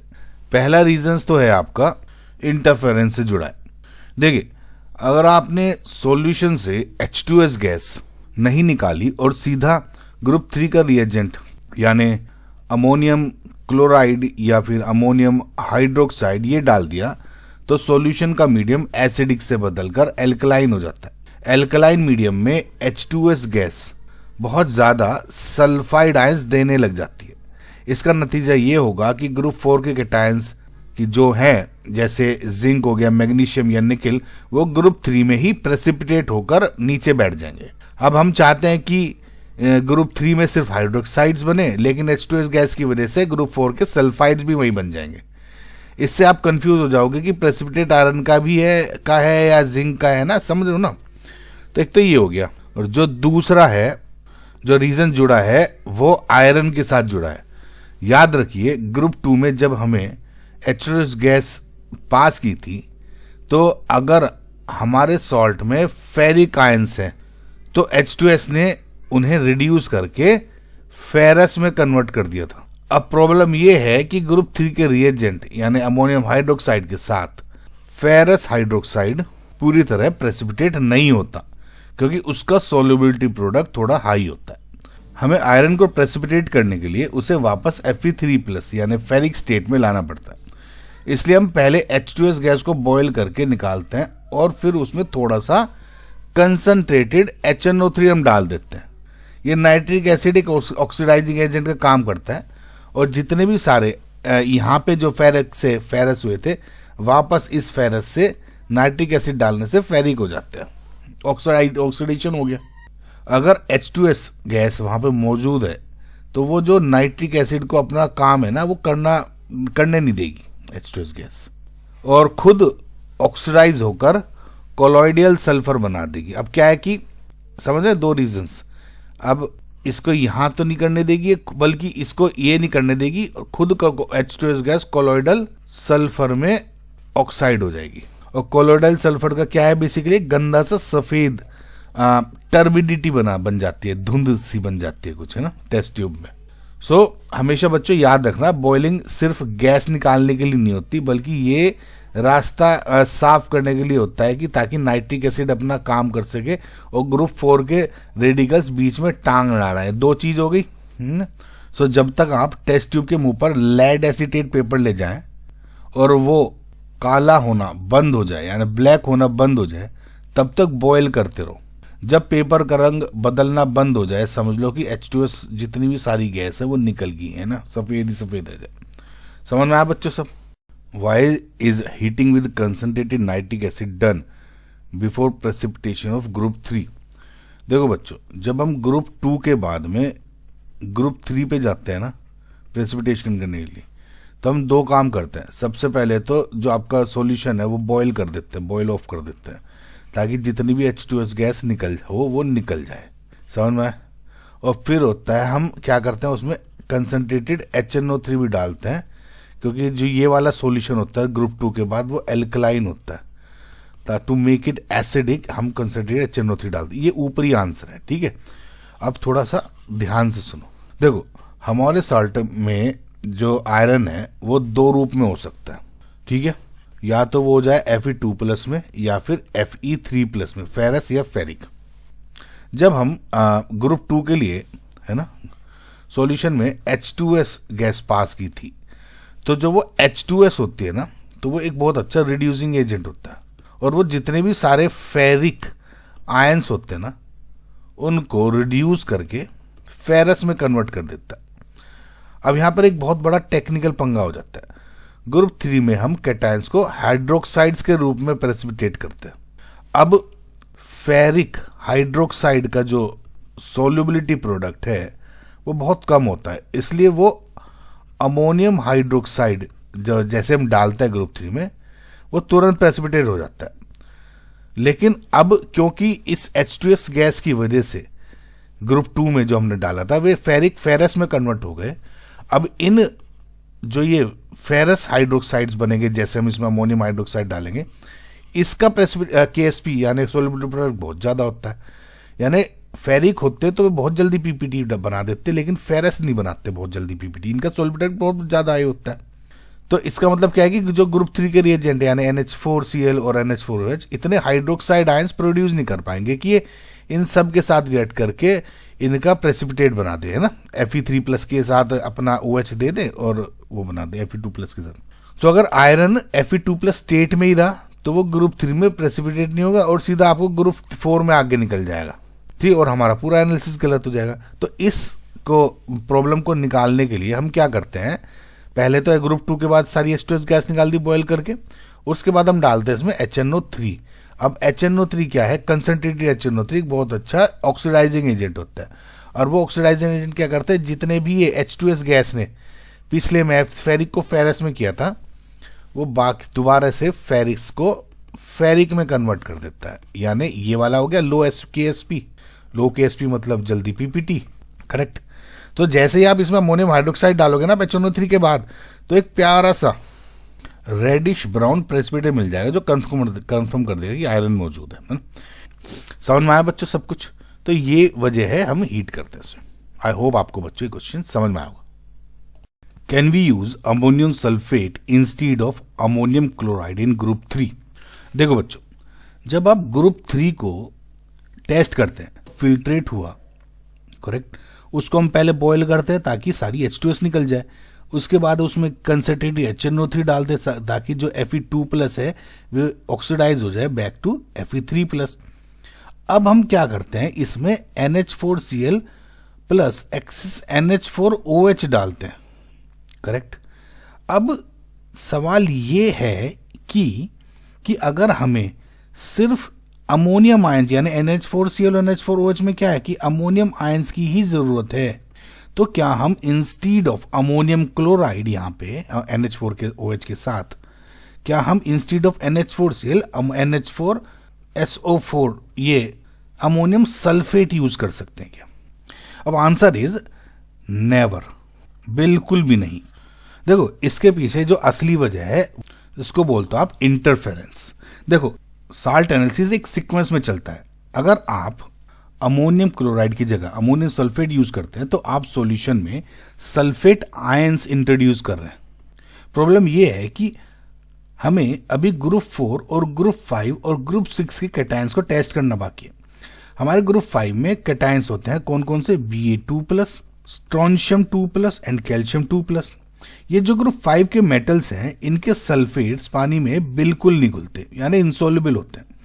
अगर आपने ग्रुप 3 में ही अमोनियम सल्फेट डाल दिया तो वहीं पर जो इन सब के सल्फेट्स हैं जो कि इंसॉल्युबल वाइट प्रेसिपिटेट होते हैं, वे बन जाते हैं। इसका मतलब ये हुआ कि जो मेटल्स ग्रुप 5 में मिलने चाहिए थे वो बेवक्त ग्रुप 3 में ही कचरे की तरह निकल जाएंगे। अब आप कंफ्यूज हो जाओगे कि ग्रुप 3 का हाइड्रोक्साइड है या कुछ और जब आप ग्रुप 5 तक पहुंचोगे तो वहां पर आपको कुछ मिलेगा ही नहीं। इसके उल्टा अमोनियम क्लोराइड यूज करने से हमें क्लोराइड आयंस मिलते हैं, करेक्ट। अब ग्रुप 3 से लेकर ग्रुप 4, 6 तक के जितने भी कैटायंस हैं उनके क्लोराइड्स पानी में बहुत अच्छे से घुल जाते हैं, यानी हाईली सोल्यूबल होते हैं। इसलिए क्लोराइड आयंस किसी भी आने वाले ग्रुप के साथ इंटरफेयर नहीं करते और हमारे जो सिस्टमेटिक एनालिसिस है वो एकदम स्मूथ चलता रहता है। एक और टेक्निकल पॉइंट याद रखिए कि अमोनियम क्लोराइड का जो मेन काम होता है इसमें वो है कॉमन आयन इफेक्ट पैदा करना, ताकि जो हाइड्रोक्साइड आयंस हैं इनकी कंसंट्रेशन कंट्रोल में रहे। अमोनियम सल्फेट भी कॉमन आयन इफेक्ट तो दे देगा, लेकिन वो अपने साथ सल्फेट की जो मुसीबत लाएगा ना इनकी प्रेसिपिटेट वाली, वो हमारे आगे के ग्रुप्स को डिस्ट्रॉय कर देगी। इसलिए लोग मैनुअल में हमेशा NH4Cl ही लिखते हैं। समझ आया बच्चों? And this is your correct answer. Why is ammonium hydroxide added before ammonium carbonate solution while precipitating group 5 cations? देखो बच्चों, ये है आपका मेन टेस्ट। अब इसमें क्या है कि जब आप अमोनियम कार्बोनेट डालते हो आफ्टर रिमूविंग ग्रुप 4, देखो जब हम इनके ग्रुप 5 का जो टेस्ट करते हैं, यानी बेरियम का हो गया, कैल्शियम का हो गया, स्ट्रोंशियम का हो गया, तो उनको हम कार्बोनेट्स के रूप में प्रेसिपिटेट करते हैं ना। कार्बोनेट्स के रूप में प्रेसिपिटेट करते हैं तो इसके लिए इन आयंस को हम प्रेसिपिटेट करने के लिए जो रिएजेंट यूज करते हैं वो करते हैं हम अमोनियम कार्बोनेट। अब इसमें ध्यान देने वाली बात यह है कि जब अमोनियम कार्बोनेट डालने से पहले है ना, हम इसमें थोड़ा सा पहले NH4OH डाल देते हैं, ठीक है, अमोनियम हाइड्रोक्साइड। अब क्वेश्चन में पूछा यह है कि आप अमोनियम हाइड्रोक्साइड थोड़ा सा क्यों डालते हो बिफोर आप NH4 कार्बोनेट डालने से पहले? तो सर सबसे बड़ा रीजन ये है कि अमोनियम कार्बोनेट की अपनी एक जो इसकी फितरत है, यानी उसकी जो एक आदत है, वो थोड़ा अनस्टेबल होता है और पानी में घुलने से, जो पानी में घुलने पर धीरे धीरे अमोनियम बाइकार्बोनेट बनाने लगता है। अब प्रॉब्लम यह है कि ग्रुप 5 के मेटल्स के जो कार्बोनेट्स तो इंसोल्यूबल होते हैं और प्रेसिपिटेट बन जाते हैं, लेकिन उनके बाइकार्बोनेट्स पानी में सोल्यूबल होते हैं। अगर हमारे सॉल्यूशन में बाइकार्बोनेट आयंस ज़्यादा हो गए तो बेरियम या कैल्शियम प्रेसिपिटेट बनाने के बजाय सॉल्यूशन में ही घुले रह जाएंगे और आपको लगेगा कि ग्रुप 5 एब्सेंट है ना। तो यहाँ पे अमोनियम हाइड्रोक्साइड के एक बहुत ज़रूरी काम करता है, वो सॉल्यूशन में मौजूद किसी भी बाइकार्बोनेट आयंस को वापस से कार्बोनेट आयंस में कन्वर्ट कर देता है ये NH4OH। तो वो जो बाइकार्बोनेट के साथ रिएक्ट करके उसे क्या कर दिया, उसमें वापस से कार्बोनेट में कन्वर्ट करा है। इससे सॉल्यूशन में कार्बोनेट आयंस की कंसंट्रेशन जो है वो बढ़ जाती है, तो जो हमारे मेटल्स के जो पकड़कर उनको सॉलिड प्रेसिपिटेट बनाने के लिए काफ़ी होता है। इसके अलावा एक और टेक्निकल वजह है, हमारे ग्रुप 5 के रिएजेंट यानी अमोनियम कार्बोनेट में अक्सर अमोनियम कार्बामेट इसकी इम्प्योरिटी होती है। तो अमोनियम हाइड्रोक्साइड इस कार्बामेट को भी तोड़कर यूजफुल अमोनियम कार्बोनेट में बदल देता है। साथ ही NH4OH सॉल्यूशन को एल्कलाइन बनाए रखता है, जो कि इन कार्बोनेट्स के प्रेसिपिटेशन के लिए सबसे बेस्ट कंडीशन होती है। सो अगर सॉल्यूशन थोड़ा सा भी एसिडिक हुआ तो कार्बोनेट इसमें घुल जाते हैं। समझ में आया? तो समरी ये है बच्चों की NH4OH इसलिए डाला जाता है ताकि सॉल्यूशन बाइकार्बोनेट को इंसोल्युबल कार्बोनेट्स में बदला जा सके। बिना NH4OH के आपका प्रेसिपिटेट या तो बनेगा ही नहीं या फिर कम बनेगा, जिससे आपको पूरा ग्रुप एनालिसिस फेल हो सकता है। इसलिए हमें सबसे पहले थोड़ा सॉल्यूशन को एल्कलाइन बनाए रखने के लिए NH4OH से और फिर NH4 कार्बोनेट जो है वो डालना होता है। आई होप बच्चों आपको क्वेश्चन समझ में आएगा। Why do we sometimes get a white precipitate in group 6 even if the salt does not contain Mg2+ radical? तो बहुत बार ऐसा होता है कि आपका साल्ट Mg2+ का नहीं है, Mg2+, राइट। लेकिन क्योंकि आप एक फ्लो ऑर्डर फॉलो कर रहे होते हैं तो आप ग्रुप 6 का भी टेस्ट करते हैं, तो आपको एक कभी कभी वाइट PPT मिल जाता है। आप हैरान हो जाते हैं कि मैग्नीशियम तो इसमें है नहीं, तो ये वाइट प्रेसिपिटेट आया कहाँ से। इसलिए इसका जो असली रीज़न है वो है हमारे जो एनालिसिस हम करते हैं उसकी पिछली गलतियां, हमारे पास्ट में जो कहते हैं ना, वे जो गलतियां करते हैं, मिस्टेक्स, पास्ट मिस्टेक्स, खास करके जो ग्रुप 5 का इनकम्प्लीट प्रेसिपिटेशन। देखो ग्रुप 5 में हम बेरियम दिख रहा है आपको, स्ट्रोंशियम और कैल्शियम 2+ को प्रेसिपिटेट करने के लिए अमोनियम कार्बोनेट डालते हैं। अगर आपने ग्रुप 5 में रिएजेंट थोड़ा कम डाला हो तो यह सॉल्यूशन को अच्छे से गर्म नहीं किया तो बेरियम या कैल्शियम के कुछ आयन सॉल्यूशन में ही रह जाते हैं और वो फिल्टर होकर ग्रुप 6 तक पहुंच जाएंगे। समझ में? अब ग्रुप 6 में हम मैग्नीशियम के लिए कौन सा रिएजेंट यूज करते हैं? हम यूज करते हैं डाइसोडियम हाइड्रोजन फॉस्फेट। जब ये फॉस्फेट रिएजेंट 6 के सॉल्यूशन में डाला जाता है, अगर वहां पे गलती से ग्रुप 5 का कोई आयन जैसे कि Ba2+ या फिर कैल्शियम 2+ बचा रह गया तो वो उस फॉस्फेट के साथ रिएक्ट करके बेरियम फॉस्फेट या फिर कैल्शियम फॉस्फेट का वाइट प्रेसिपिटेट बना देता है। आपको लगता है कि ये मैग्नीशियम अमोनियम फॉस्फेट है जिसका वाइट प्रेसिपिटेट है, लेकिन असलियत में वो ग्रुप 5 के मेटल्स का कचरा है जो सही से पहले नहीं निकाला था। इसी को केमिस्ट्री की भाषा में हम इंटरफेरेंस या फिर इम्प्रॉपर ग्रुप सेपरेशन कहते हैं। इसलिए बच्चों अक्सर कंफ्यूज हो जाते हैं, इसलिए बच्चे अक्सर कंफ्यूज हो जाते हैं और गलत रेडिकल रिपोर्ट पे हमें अपना एनालिसिस कर देते हैं। इस गलती से बचने का एक सॉलिड तरीका है, जब आप ग्रुप 5 का टेस्ट करें तो अमोनियम कार्बोनेट तब तक डालें जब तक प्रेसिपिटेट बनना बंद ना हो जाए और फिल्ट्रेट को चेक कर लें पूरी प्रॉपर तरीके से कि उसमें कोई ग्रुप 5 का आयन तो नहीं बचा। साथ ही ग्रुप 6 जब शुरुआत करने से पहले सॉल्यूशन में थोड़ा सा अमोनियम ऑक्सलेट डालकर देख लें। अगर वाइट प्रेसिपिटेट आया तो इसका मतलब है कैल्शियम बचा हुआ है, तो पहले उसे पूरा निकाल लो, राइट। तो हमेशा याद रखना कि हर सफ़ेद प्रेसिपिटेट मैग्नीशियम नहीं होता, वो पिछले ग्रुप की लापरवाही भी हो सकती है जो फॉस्फेट के साथ मिलकर आपको धोखा दे रही है। समझ आया बच्चों ये? Okay. What is aqua regia? देखो बच्चों, जो क्वेश्चन है वो केमिस्ट्री के एक ऐसा सुपर पावरफुल लिक्विड के बारे में है जिसे पुराने जमाने के लोग रॉयल वाटर कहते थे। इसी का नाम है आपका एक्वा रीजिया। अब इसे रॉयल क्यों कहा जाता है? देखो, हमारे पास कुछ नोबल मेटल्स होते हैं, जैसे आपका गोल्ड हो गया, सोना, या फिर प्लेटिनम हो गया, Pt। ये मेटल्स इतने जिद्दी होते हैं कि इन पर ना तो कंसंट्रेटेड हाइड्रोक्लोरिक एसिड का असर होता है और ना फिर अकेले कंसंट्रेटेड HNO3 का होता है। लेकिन एक्वारिजिया एक ऐसा खतरनाक सॉल्यूशन है जो इन नोबल मेटल्स को भी अपने अंदर चुटकियों में घोल देता है, यानी डिसॉल्व कर देता है। अब इसके कंपोजिशन को बहुत ध्यान से सुनो, क्योंकि ये एग्जाम का बहुत फेवरेट क्वेश्चन होता है। ठीक है, एक्वारिजिया बनाने के लिए हम दो बहुत ही स्ट्रॉन्ग एसिड का मिक्सर तैयार करते हैं। ठीक है, तो पहला कौन सा होता है, कंसंट्रेटेड HCl, और दूसरा होता है कंसंट्रेटेड HNO3 नाइट्रिक एसिड। इनका रेशियो हमेशा फिक्स रहता है, यानी 3 पार्ट्स तो कंसंट्रेटेड HCl और 1 पार्ट ये नाइट्रिक एसिड। इसका मतलब ये है कि अगर आपने 30 ml HCl लिया तो उसमें 10 ml HNO3 यानी नाइट्रिक एसिड, कंसंट्रेटेड ही है दोनों, ये डालना होगा। इस 3:1 के मिक्सचर रेशियो को हमेशा याद रखने एक सिंपल ट्रिक है। ट्रिक ऐसे है बच्चों, देखो बहुत बार बच्चे पूछ जाते हैं, देखो HCl है और HNO3 है यहाँ पे, तो अब इसको कैसे रखते हो, 3:1। जहाँ पे 3 लिखा है वहाँ पे तो आएगा 1, और जहाँ पे 1 लिखा है वहाँ पे आएगा 3। समझ लो, रिवर्स है, एक तरह से याद करने का तरीका है बच्चों बस। ठीक है, अब बच्चों क्वेश्चन ये है कि ऐसा होता क्यों है कि इस मिक्सचर में जो सोना भी पिघल जाए। देखो जब हम इन दोनों एसिड्स को मिलाते हैं तो एक केमिकल रिएक्शन होती है जिससे नाइट्रोसिल क्लोराइड और नेसेंट क्लोराइड पैदा होती है। ये जो नेसेंट क्लोराइड है ये बहुत ही ज़्यादा रिएक्टिव होती है।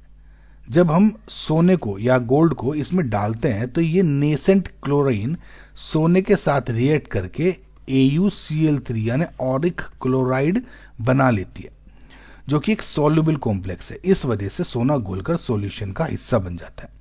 एक्वारिजिया हमेशा फ्रेशली प्रिपेयर्ड यानी तुरंत बनाकर ही यूज करना चाहिए, क्योंकि रखे रखे इसकी जो ताकत है वो खत्म हो जाती है। लैब में काम करते वक्त इससे बहुत बचकर रहना चाहिए, क्योंकि इससे निकलने वाली जो फ्यूम्स हैं यानी जो धुआं निकलता है वो बहुत कोरोसिव होता है, और इसका जो रंग है वो धीरे धीरे पीला नारंगी या येलो ऑरेंज हो जाता है, जैसा इस आपको इमेज में भी दिख रहा है।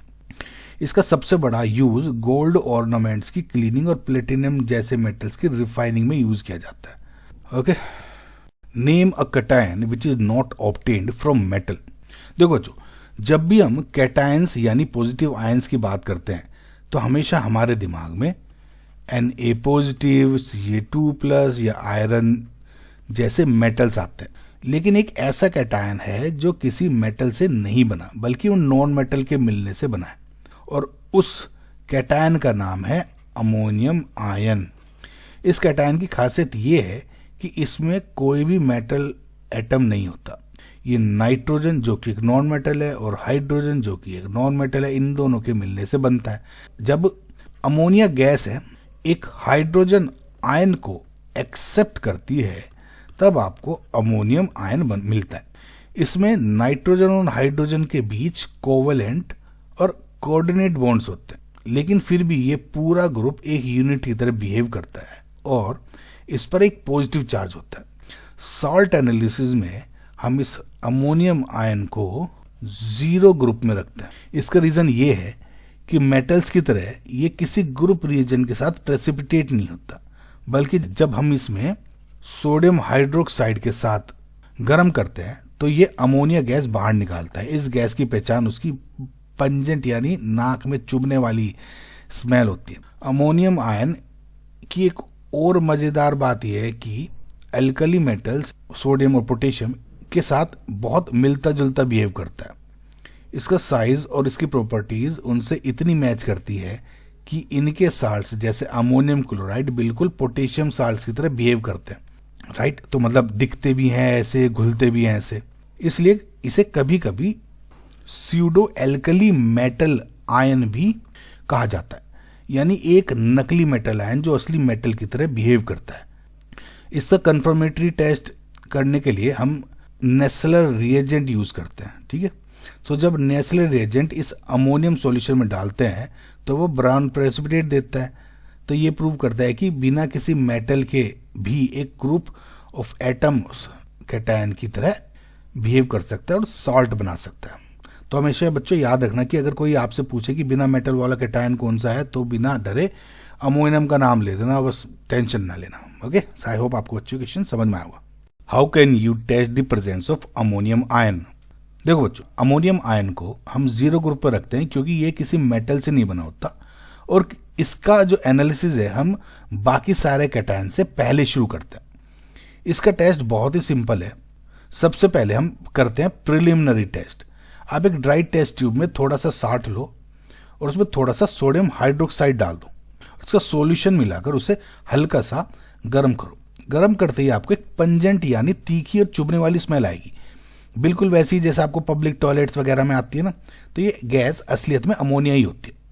इस गैस को कंफर्म करने का एक बहुत आसान तरीका है। पहले एक ग्लास रोड लीजिए, उसे कंसंट्रेटेड HCl में भिगोइए और टेस्ट ट्यूब के मुंह के पास रख दीजिए। आप देखेंगे कि एकदम डेंस वाइट फ्यूम्स यानी एकदम सफेद धुआं दिखने लग जाएगी। दिख रहा है जैसे इसमें आपको। दूसरा तरीका यह है कि आप एक गीला या मॉइस्ट रेड लिटमस पेपर लो, ठीक है, और उसके टेस्ट ट्यूब के मुंह पे रख दो। तो उसको टेस्ट ट्यूब पे रखते ही वो एकदम तुरंत ब्लू कलर का हो जाएगा, क्योंकि अमोनिया गैस नेचर में बेसिक नेचर की होती है, ठीक। सो अब बात करें इसके कंफर्मेटरी टेस्ट की, तो हम इसमें नेस्लर्स रिएजेंट यूज करते हैं, जिसका फॉर्मूला दिख रहा है आपको K2HgI4। आप सॉल्ट को एक वाटर एक्सट्रैक्ट यानी क्लियर सॉल्यूशन बना लो और उसमें थोड़ा सा नेशनल रिएजेंट यानी पोटेशियम टेट्रा आयोडो मर्क्यूरेट डालकर शेक करो। अगर सॉल्यूशन में अमोनियम मौजूद है तो आपके एक रेडिश ब्राउन प्रेसिपिटेट मिलेगा, है ना। इस प्रेसिपिटेट को हम आयोडाइड ऑफ मिलन्स बेस कहते हैं, आयोडाइड ऑफ मिलन्स बेस। ये टेस्ट इतना सेंसिटिव है कि अगर अमोनिया की मात्रा बहुत कम भी है ना तो सॉल्यूशन सिर्फ पीला या ऑरेंज दिखेगा, लेकिन ब्राउन पिपिटी आना अमोनिया की पक्की प्रेजेंस होती है। तो बच्चों समरी में याद रखना कि NaOH के साथ गर्म करके पहले पंजेंट्स में लाई, HCl के साथ व्हाइट फ्यूम्स और नेचुरल एजेंट के साथ आपका ब्राउन पीपीटी, इतना मिल गया तो आपका अमोनियम आयन कंफर्म है। Why are the group 5 radicals tested in the order कि पहले Ba2+, Sr2+, Ca2+। देखो बच्चों, इसका जो एक सीक्रेट है वो छुपा है इनकी जो ये मेटल्स हैं इनकी सॉल्युबिलिटी और उनके रिएजेंट के साथ रिएक्शन करने की एबिलिटी में। देखो, सॉल्ट एनालिसिस एक सिस्टमेटिक प्रोसेस है जहां हम एक एक करके इम्प्योरिटीज को निकालते हैं। इन तीनों रेडिकल्स की प्रॉपर्टीज इतनी मिलती जुलती है कि अगर हम इन्हें ऑर्डर बदला ना तो एक का टेस्ट दूसरे के बीच में इंटरफेयर करने लग जाता है। सबसे पहले हम Ba2+ का टेस्ट करते हैं, मतलब K2Cr2 K2Cr2O4 या पोटेशियम क्रोमेट डालकर, ठीक है, इसको डालते पहले। इसका कारण ये है कि जो बेरियम क्रोमेट का सोल्युबिलिटी प्रोडक्ट यानी जो बेरियम क्रोमेट बना ना, इसका सोल्युबिलिटी प्रोडक्ट यानी KSP बहुत ही कम होता है। इसकी वजह से वो एकदम पीला मतलब येलो प्रेसिपिटेट बनने लग जाता है, जैसे फर्स्ट टेस्ट ट्यूब में दिख रहा है। लेकिन इसी वक्त स्टोनशियम और कैल्शियम का के क्रोमेट सॉल्यूशन में घुले रहते हैं ना, क्योंकि उनके प्रेसिपिटेट होने के लिए क्रोमेट को बहुत ज़्यादा कंसंट्रेशन चाहिए। सो अगर हम बेरियम के को पहले नहीं निकालोगे तो वो आगे चलकर स्टोनशियम और कैल्शियम के टेस्ट में मिक्स हो जाएंगे। समझ में आया ना आपको। सो बेरियम को निकालने के बाद जो बचता है फिल्ट्रेट, उसमें स्टोनशियम का टेस्ट करते हैं पहले हम, ठीक है, इसका स्टोनशियम का। तो बेरियम तो पहले ही निकल चुका है। अब इसमें क्या डालते हैं हम, अमोनियम सल्फेट। अब क्योंकि बेरियम निकल चुका है, स्टोनशियम और कैल्शियम बचा, तो अब क्या होता है कि या तो स्टोनशियम सल्फेट बनेगा या फिर और साथ में बनता है कैल्शियम सल्फेट। अब जो स्टोनशियम सल्फेट है उसका सोल्युबिलिटी प्रोडक्ट कैल्शियम के सोडियम जो सल्फेट कैल्शियम सल्फेट है उसके सोल्युबिलिटी प्रोडक्ट से कम होता है। इसका मतलब है कि स्टोनशियम बहुत जल्दी प्रेसिपिटेट हो जाएगा। समझ रहे हैं। देखो बच्चों, KSP जिसका जितना कम वो उतनी जल्दी प्रेसिपिटेट हो जाएगा। इनमें Ba2+ का क्रोमेट का पहले कम था तो वो प्रेसिपिटेट हो गया। अब सल्फेट आया तो सल्फेट में स्टोनशियम का सल्फेट का सोल्युबिलिटी प्रोडक्ट कम है तो वो पहले प्रेसिपिटेट हो जाता है, ठीक है। अब जबकि कैल्शियम सल्फेट थोड़ा सोल्युबल होने की वजह से सॉल्यूशन में ही रुका रह जाता है। अगर हमने स्टोनशियम को इस स्टेप पर नहीं रोका होता तो वो कैल्शियम इस टेस्ट में भी इंटरफेरेंस पैदा करता। आखिर में जब बेरियम और स्टोनशियम दोनों ही खत्म हो गए तब हमारे पास सिर्फ कैल्शियम बचता है। इस बचे हुए सॉल्यूशन में हम अमोनियम ऑक्सलेट डालते हैं, ठीक है। देखो अच्छा एक चीज बताऊं, ये तो बेरियम का प्रेजेंस दिखा रहा था, ये हो गया स्ट्रोंशियम का प्रेजेंस, थोड़ा सा वाइट, और लेकिन ये प्रॉपर पीपीटी जो बन रहा है ये हो जाता है आपका कैल्शियम का। ठीक है, सो कैल्शियम ऑक्सलेट का जो ये वाइट प्रेसिपिटेट बनना, इस बात को पक्का सबूत है कि कैल्शियम मौजूद है। अब क्योंकि बेरियम और स्ट्रोंशियम पहले ही निकाल चुके हैं, तो इसलिए अब जो भी वाइट प्रेसिपिटेट बनेगा वो सिर्फ कैल्शियम का ही होगा, इसमें स्ट्रोंशियम में आपको टेंशन लेने की जरूरत नहीं है। तो बच्चों समरी ये है कि ऑर्डर डिक्रीजिंग सॉल्युबिलिटी के हिसाब से सेट किया गया है। बेरियम सबसे पहले प्रेसिपिटेट होता है, फिर स्ट्रोंशियम और आखिर में कैल्शियम। अगर आपने कैल्शियम को पहले टेस्ट करने की कोशिश की तो बेरियम और स्ट्रोंशियम भी उसके साथ ही प्रेसिपिटेट होकर मिक्स्ड रिजल्ट्स दे देंगे, और आपका जो है टेस्ट वो कभी भी ये नहीं बता पाएगा कि कौन सा कैटायन है। आई होप आपको समझ में आएगा। Why does concentrated HNO3 kept in a bottle turn yellow in color? बिल्कुल ऐसे। देखो बच्चों, अगर आप एक पुरानी बोतल को देखो तो उसका जो एसिड एकदम पानी जैसा साफ होने के बजाय हल्का पीला येलो या कभी कभी ऑरेंज येलो दिखाई देता है, मतलब कंसंट्रेटेड HNO3 का। आखिर ऐसा होता क्यों, इसलिए उस क्वेश्चन में पूछा गया। इसके पीछे की वजह है नाइट्रिक एसिड का धीरे धीरे होने वाला थर्मल या फिर फोटोकेमिकल डिकम्पोजिशन। देखो नाइट्रिक एसिड थोड़ा सा अनस्टेबल होता है। जब ये एसिड सनलाइट के कांटेक्ट में आता है या हल्की सी हीट मिलती है ना, तो ये मॉलिक्यूल टूटने लगते हैं। इस डिकम्पोजिशन रिएक्शन में वाटर, ऑक्सीजन और सबसे जरूरी यानी नाइट्रोजन डाइऑक्साइड गैस बनती है। ये जो नाइट्रोजन डाइऑक्साइड गैस बनती है ये नेचर में रेडिश ब्राउन रंग की होती है। जब ये गैस एसिड के अंदर ही बनी रहती है ना, बंद है गैस आपकी बोतल, तो ये बचे हुए नाइट्रिक एसिड में डिसॉल्व होने लग जाती है, यानी घुलने लग जाती है। क्योंकि NO2 खुद ब्राउन कलर की है, इसलिए जब वो कलरलेस एसिड में मिलती है ना, तो उस पूरे सॉल्यूशन को हल्का पीला या येलो या ब्राउनिश शेड सी दे देती है। जितनी ज़्यादा पुरानी बोतल होगी और जितनी ज़्यादा रोशनी उस पर पड़ेगी उतना ही गहरा रंग उसका पीले रंग का होता जाएगा। इस रंग को हटाने का एक बहुत ही सिंपल तरीका है, ये भी सुन लो आप। अगर हम इस येलो एसिड में से ड्राई एयर या कोई इनर्ट गैस पास करें तो वो घुली हुई NO2 गैस को उड़ा के ले जाती है और एसिड वापस कलरलेस हो जाता है। या फिर अगर हम इसे थोड़ा और डाइल्यूट करें तो भी रंग हल्का सा ब्राइट सा होने लग जाता है, मतलब हल्का हो जाएगा पीला रंग थोड़ा सा। एक बात और ध्यान रखो कि इस डिकम्पोजिशन को रोकने के लिए हमने पहले भी बात की थी कि पहले के क्वेश्चंस में कि सिल्वर नाइट्रेट की तरह कंसंट्रेटेड नाइट्रिक एसिड को भी हमेशा डार्क ब्राउन बोतल्स में ही रखा जाता है, जैसे सिल्वर नाइट्रेट की सॉल्यूशन को रखते हैं, ताकि सनलाइट अंदर ना जा सके और एसिड डिकम्पोज ना हो। तो समरी में बच्चों ये है कि नाइट्रिक एसिड का जो पीला रंग है उसमें घुली हुई नाइट्रोजन डाइऑक्साइड NO2 गैस की वजह से होता है। समझ में आया बच्चों? Why should the solution be concentrated before proceeding to group 5?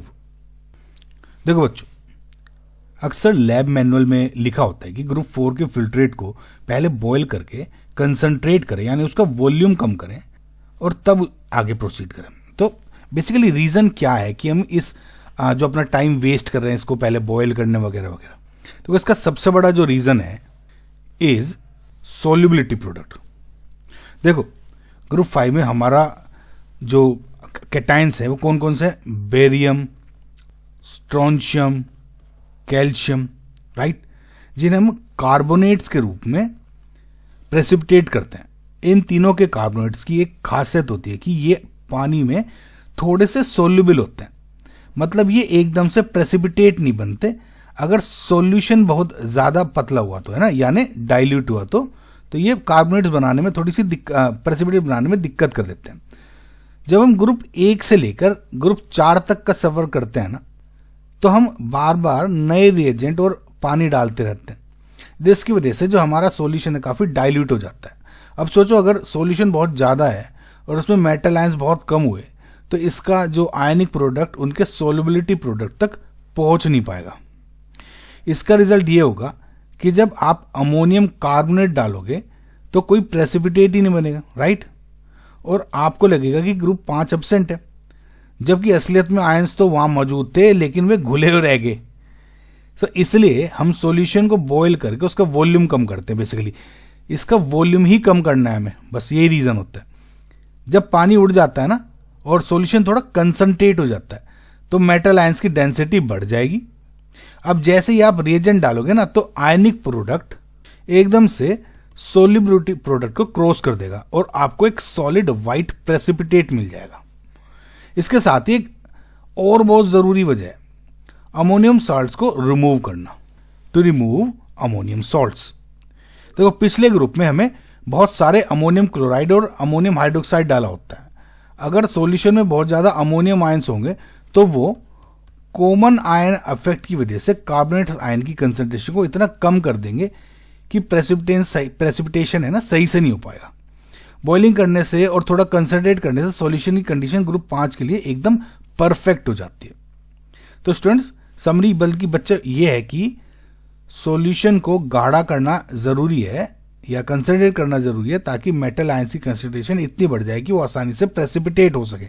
अगर आपने ये स्टेप स्किप कर दिया तो आप बेरियम, स्ट्रोंशियम, कैल्शियम को बेसिकली खो सकते हो या देख नहीं सकते कि वेदर दे आर अवेलेबल और not. Okay, why is the reagent bottle containing sodium hydroxide solution never स्टॉपर्ड? देखो बच्चों, आपने नोटिस किया होगा कि सोडियम हाइड्रोक्साइड यानी NaOH की बोतल पर कभी भी ग्लास की जो स्टॉपर होता है यानी ग्लास का जो ढक्कन होता है वो कभी भी टाइट करके नहीं लगाया जाता, बल्कि अक्सर उन्हें रबर स्टॉपर से बंद करते हैं या ढीला रखते हैं। अगर ग्लास की, जैसे इसमें अगर ग्लास का स्टॉपर है तो आखिर ऐसा है क्यों? अगर हम ग्लास स्टॉपर को टाइट बंद कर दें तो वो हमेशा के लिए जाम हो सकता है। मतलब देखो, जिसके पीछे एक बहुत ही सिंपल केमिकल रिएक्शन है। हमारी हवा यानी एटमॉस्फेयर में कार्बन डाइऑक्साइड गैस मौजूद होती है जो नेचर में थोड़ी एसिडिक होती है। जब ग्लास बोतल के मुंह पे थोड़ा सा NaOH सॉल्यूशन लगा रह जाता है तो वो हवा की CO2 से रिएक्ट कर लेता है। इस जो रिएक्शन है इससे बनता है आपका सोडियम कार्बोनेट यानी Na2CO3। अब मुसीबत ये है कि ये सोडियम कार्बोनेट एक सॉलिड क्रिस्टलाइन सब्सटेंस होता है जो एक सीमेंट की तरह काम करता है। जब ये ग्लास टॉपर और बोतल के नेक के बीच में जम जाता है ना तो ये उन दोनों को इतनी मजबूती से चिपका देता है कि उन्हें खोलना लगभग नामुमकिन हो जाता है।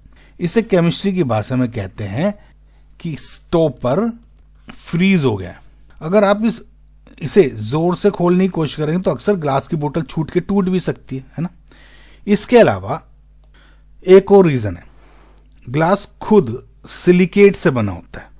सोडियम हाइड्रोक्साइड इतना स्ट्रॉन्ग बेस है कि वो धीरे धीरे ग्लास के सिलिका यानी SiO2 के साथ भी रिएक्ट करके सोडियम सिलिकेट बना सकता है, जैसे इस रिएक्शन में भी दिख रहा है। जो एक और मतलब दूसरा, जैसे आपने पहले सोडियम कार्बोनेट सीमेंट की तरह बन गया था, तो ये सोडियम सिलिकेट भी एक तरह से वो चिपकाने वाला ही मटेरियल है। ये रिएक्शन ग्लास की सरफेस को थोड़ा खुरदुरा यानी रफ बना देती है, जिससे स्टॉपर और भी बुरी तरह से फंस जाता है। इसी वजह से लैब में हमेशा सजेस्ट करते हैं कि अल्कली सॉल्यूशंस जैसे NaOH हो गया या KOH हो गया, इनको प्लास्टिक की बोतल में रखें या फिर रबर स्टॉपर्स का इस्तेमाल करें। रबर NaOH के साथ रिएक्ट करके कोई सीमेंट जैसा मटेरियल नहीं बनाती, इसलिए बोतल हमेशा आसानी से खुल जाती है। समझ आया बच्चों? What do you understand by the term common ion effect? Simple शब्दों में कहें तो कॉमन आयन इफेक्ट का मतलब है किसी वीक इलेक्ट्रोलाइट जो कि मतलब कम आयनाइज होता है उसके आयनाइजेशन को और भी ज्यादा दबा देना या सप्रेस कर देना जब उसमें कोई स्ट्रॉन्ग इलेक्ट्रोलाइट डाला जाए जिसमें एक आयन पहले से कॉमन हो। क्लासिक एग्जाम्पल से समझते लैब में जो हम रोज देखते हैं, और ये कौन सा है? अमोनियम हाइड्रोक्साइड और अमोनियम क्लोराइड का मिक्सचर है, इससे समझते हैं।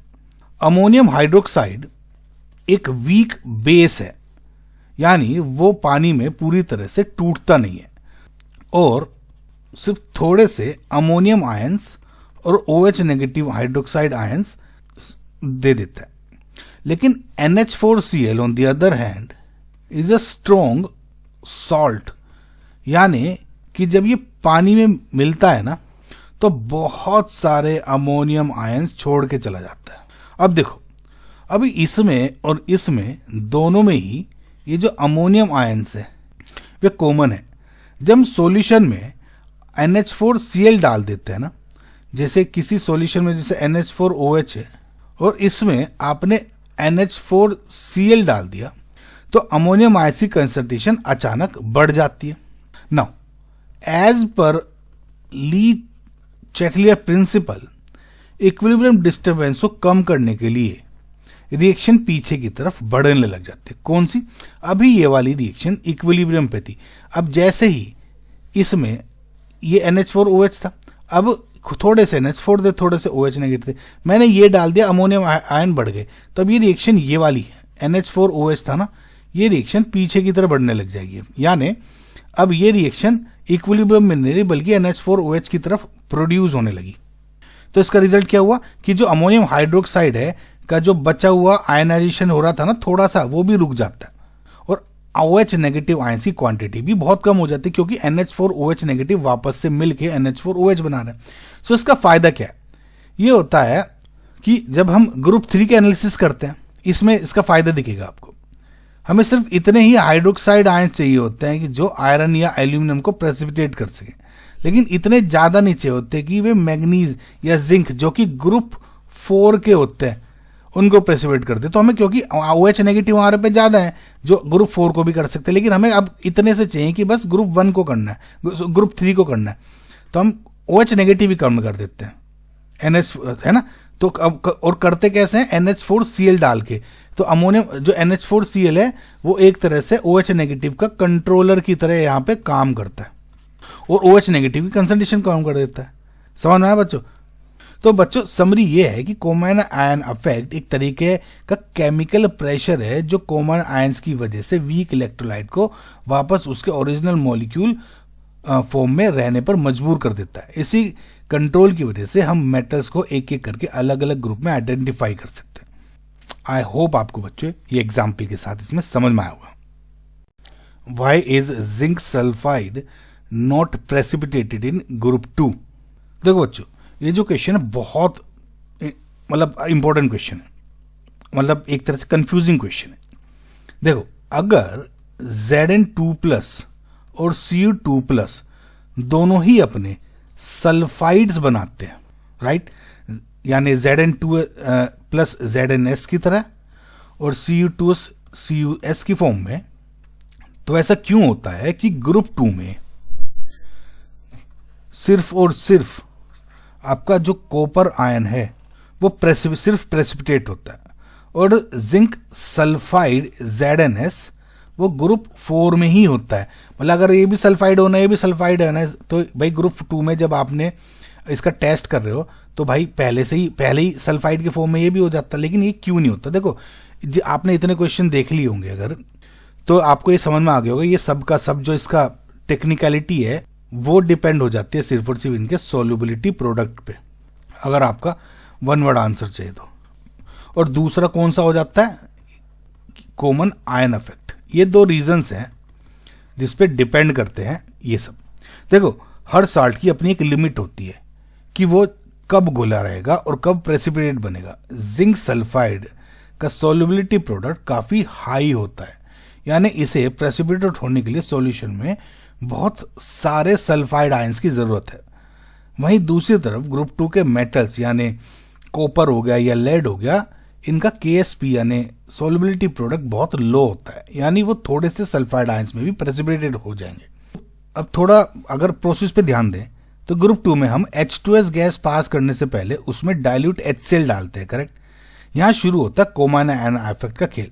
HCl एक स्ट्रॉन्ग एसिड है जो बहुत सारे H आयंस जो H पॉजिटिव आयंस देता है, राइट, और H2S एक वीक एसिड है, करेक्ट, जो थोड़े से H आयंस और H2 नेगेटिव आयंस देता है। अब क्योंकि H आयंस कॉमन है तो ताकि आपका इतना ज़्यादा H आयंस या सल्फाइड आयंस ना हो जाए कि वो ग्रुप 4 को भी प्रेसिपिटेट कर दे, इसलिए HCl क्यों डालते ताकि H आयंस कम हो जाए और इसका ये रिवर्स चली जाए। इनकी H आयंस की सल्फाइड आयंस की कंसंट्रेशन कम करनी होती है ना, तो इनडायरेक्टली क्या करते हैं H आयंस की कर देते हैं, तो ये दोनों मिलके H2S बना देते हैं, इनडायरेक्टली सल्फाइड भी कम हो जाता है, करेक्ट। तो इससे सप्रेस कर देते हैं हम सल्फाइड आयंस को, और सप्रेस कर देते हैं तो बस ग्रुप 2 का ही यानी कि Cu2S ही होता है इस केस में, ZnS नहीं होता। समझ में आया बच्चों? सो ये लो कंसंट्रेशन सिर्फ उन मेटल्स को प्रेसिपिटेट कर पाती है जिसका सोलबिलिटी प्रोडक्ट बहुत कम होता है, यानी ग्रुप 2, जैसे मैंने आपको बताया। लेकिन Zn2+ को प्रेसिपिटेट करने के लिए सल्फाइड आयंस की बहुत बड़ी फौज चाहिए, जो इस एसिडिक मीडियम में HCl की वजह से मिल नहीं पाती। इसलिए जिंक सल्फाइड का आयनिक प्रोडक्ट उसके सोलबिलिटी प्रोडक्ट तक नहीं पहुंच पाता, लेस ही रहता है ionic product of zinc ZnS lesser than solubility product, और तो इसकी वजह से जिंक सॉल्यूशन में घुला रह जाता है और ये होता नहीं है। तो अब क्या होता है, जब आप ग्रुप 4 में पहुंचते हो ना, तब हम सॉल्यूशन को अमोनियम हाइड्रोक्साइड डालकर एल्कलाइन बनाते हैं। एल्कलाइन मीडियम में जो H आयंस कम हुआ हो जाता है ना, तो H2S खुलकर फिर से आयनाइज होना शुरू हो जाता है। फिर से अब ग्रुप NH4OH डालने की वजह से क्या होता है, ये H2S है ना, अब फिर से टूटना शुरू हो जाता है। सल्फाइड आयंस ज़्यादा हो जाते हैं, तो अब जिंक, अब जब सल्फाइड आयंस जाए होंगे तब जाके जिंक अपना जो पसंदगी कंसंट्रेशन मिलती है सल्फाइड आयंस की, ताकि वो Zn की फॉर्म में प्रेसिपिटेट हो जाए। तो आई होप बच्चों आपको ये सब समझ में आया होगा।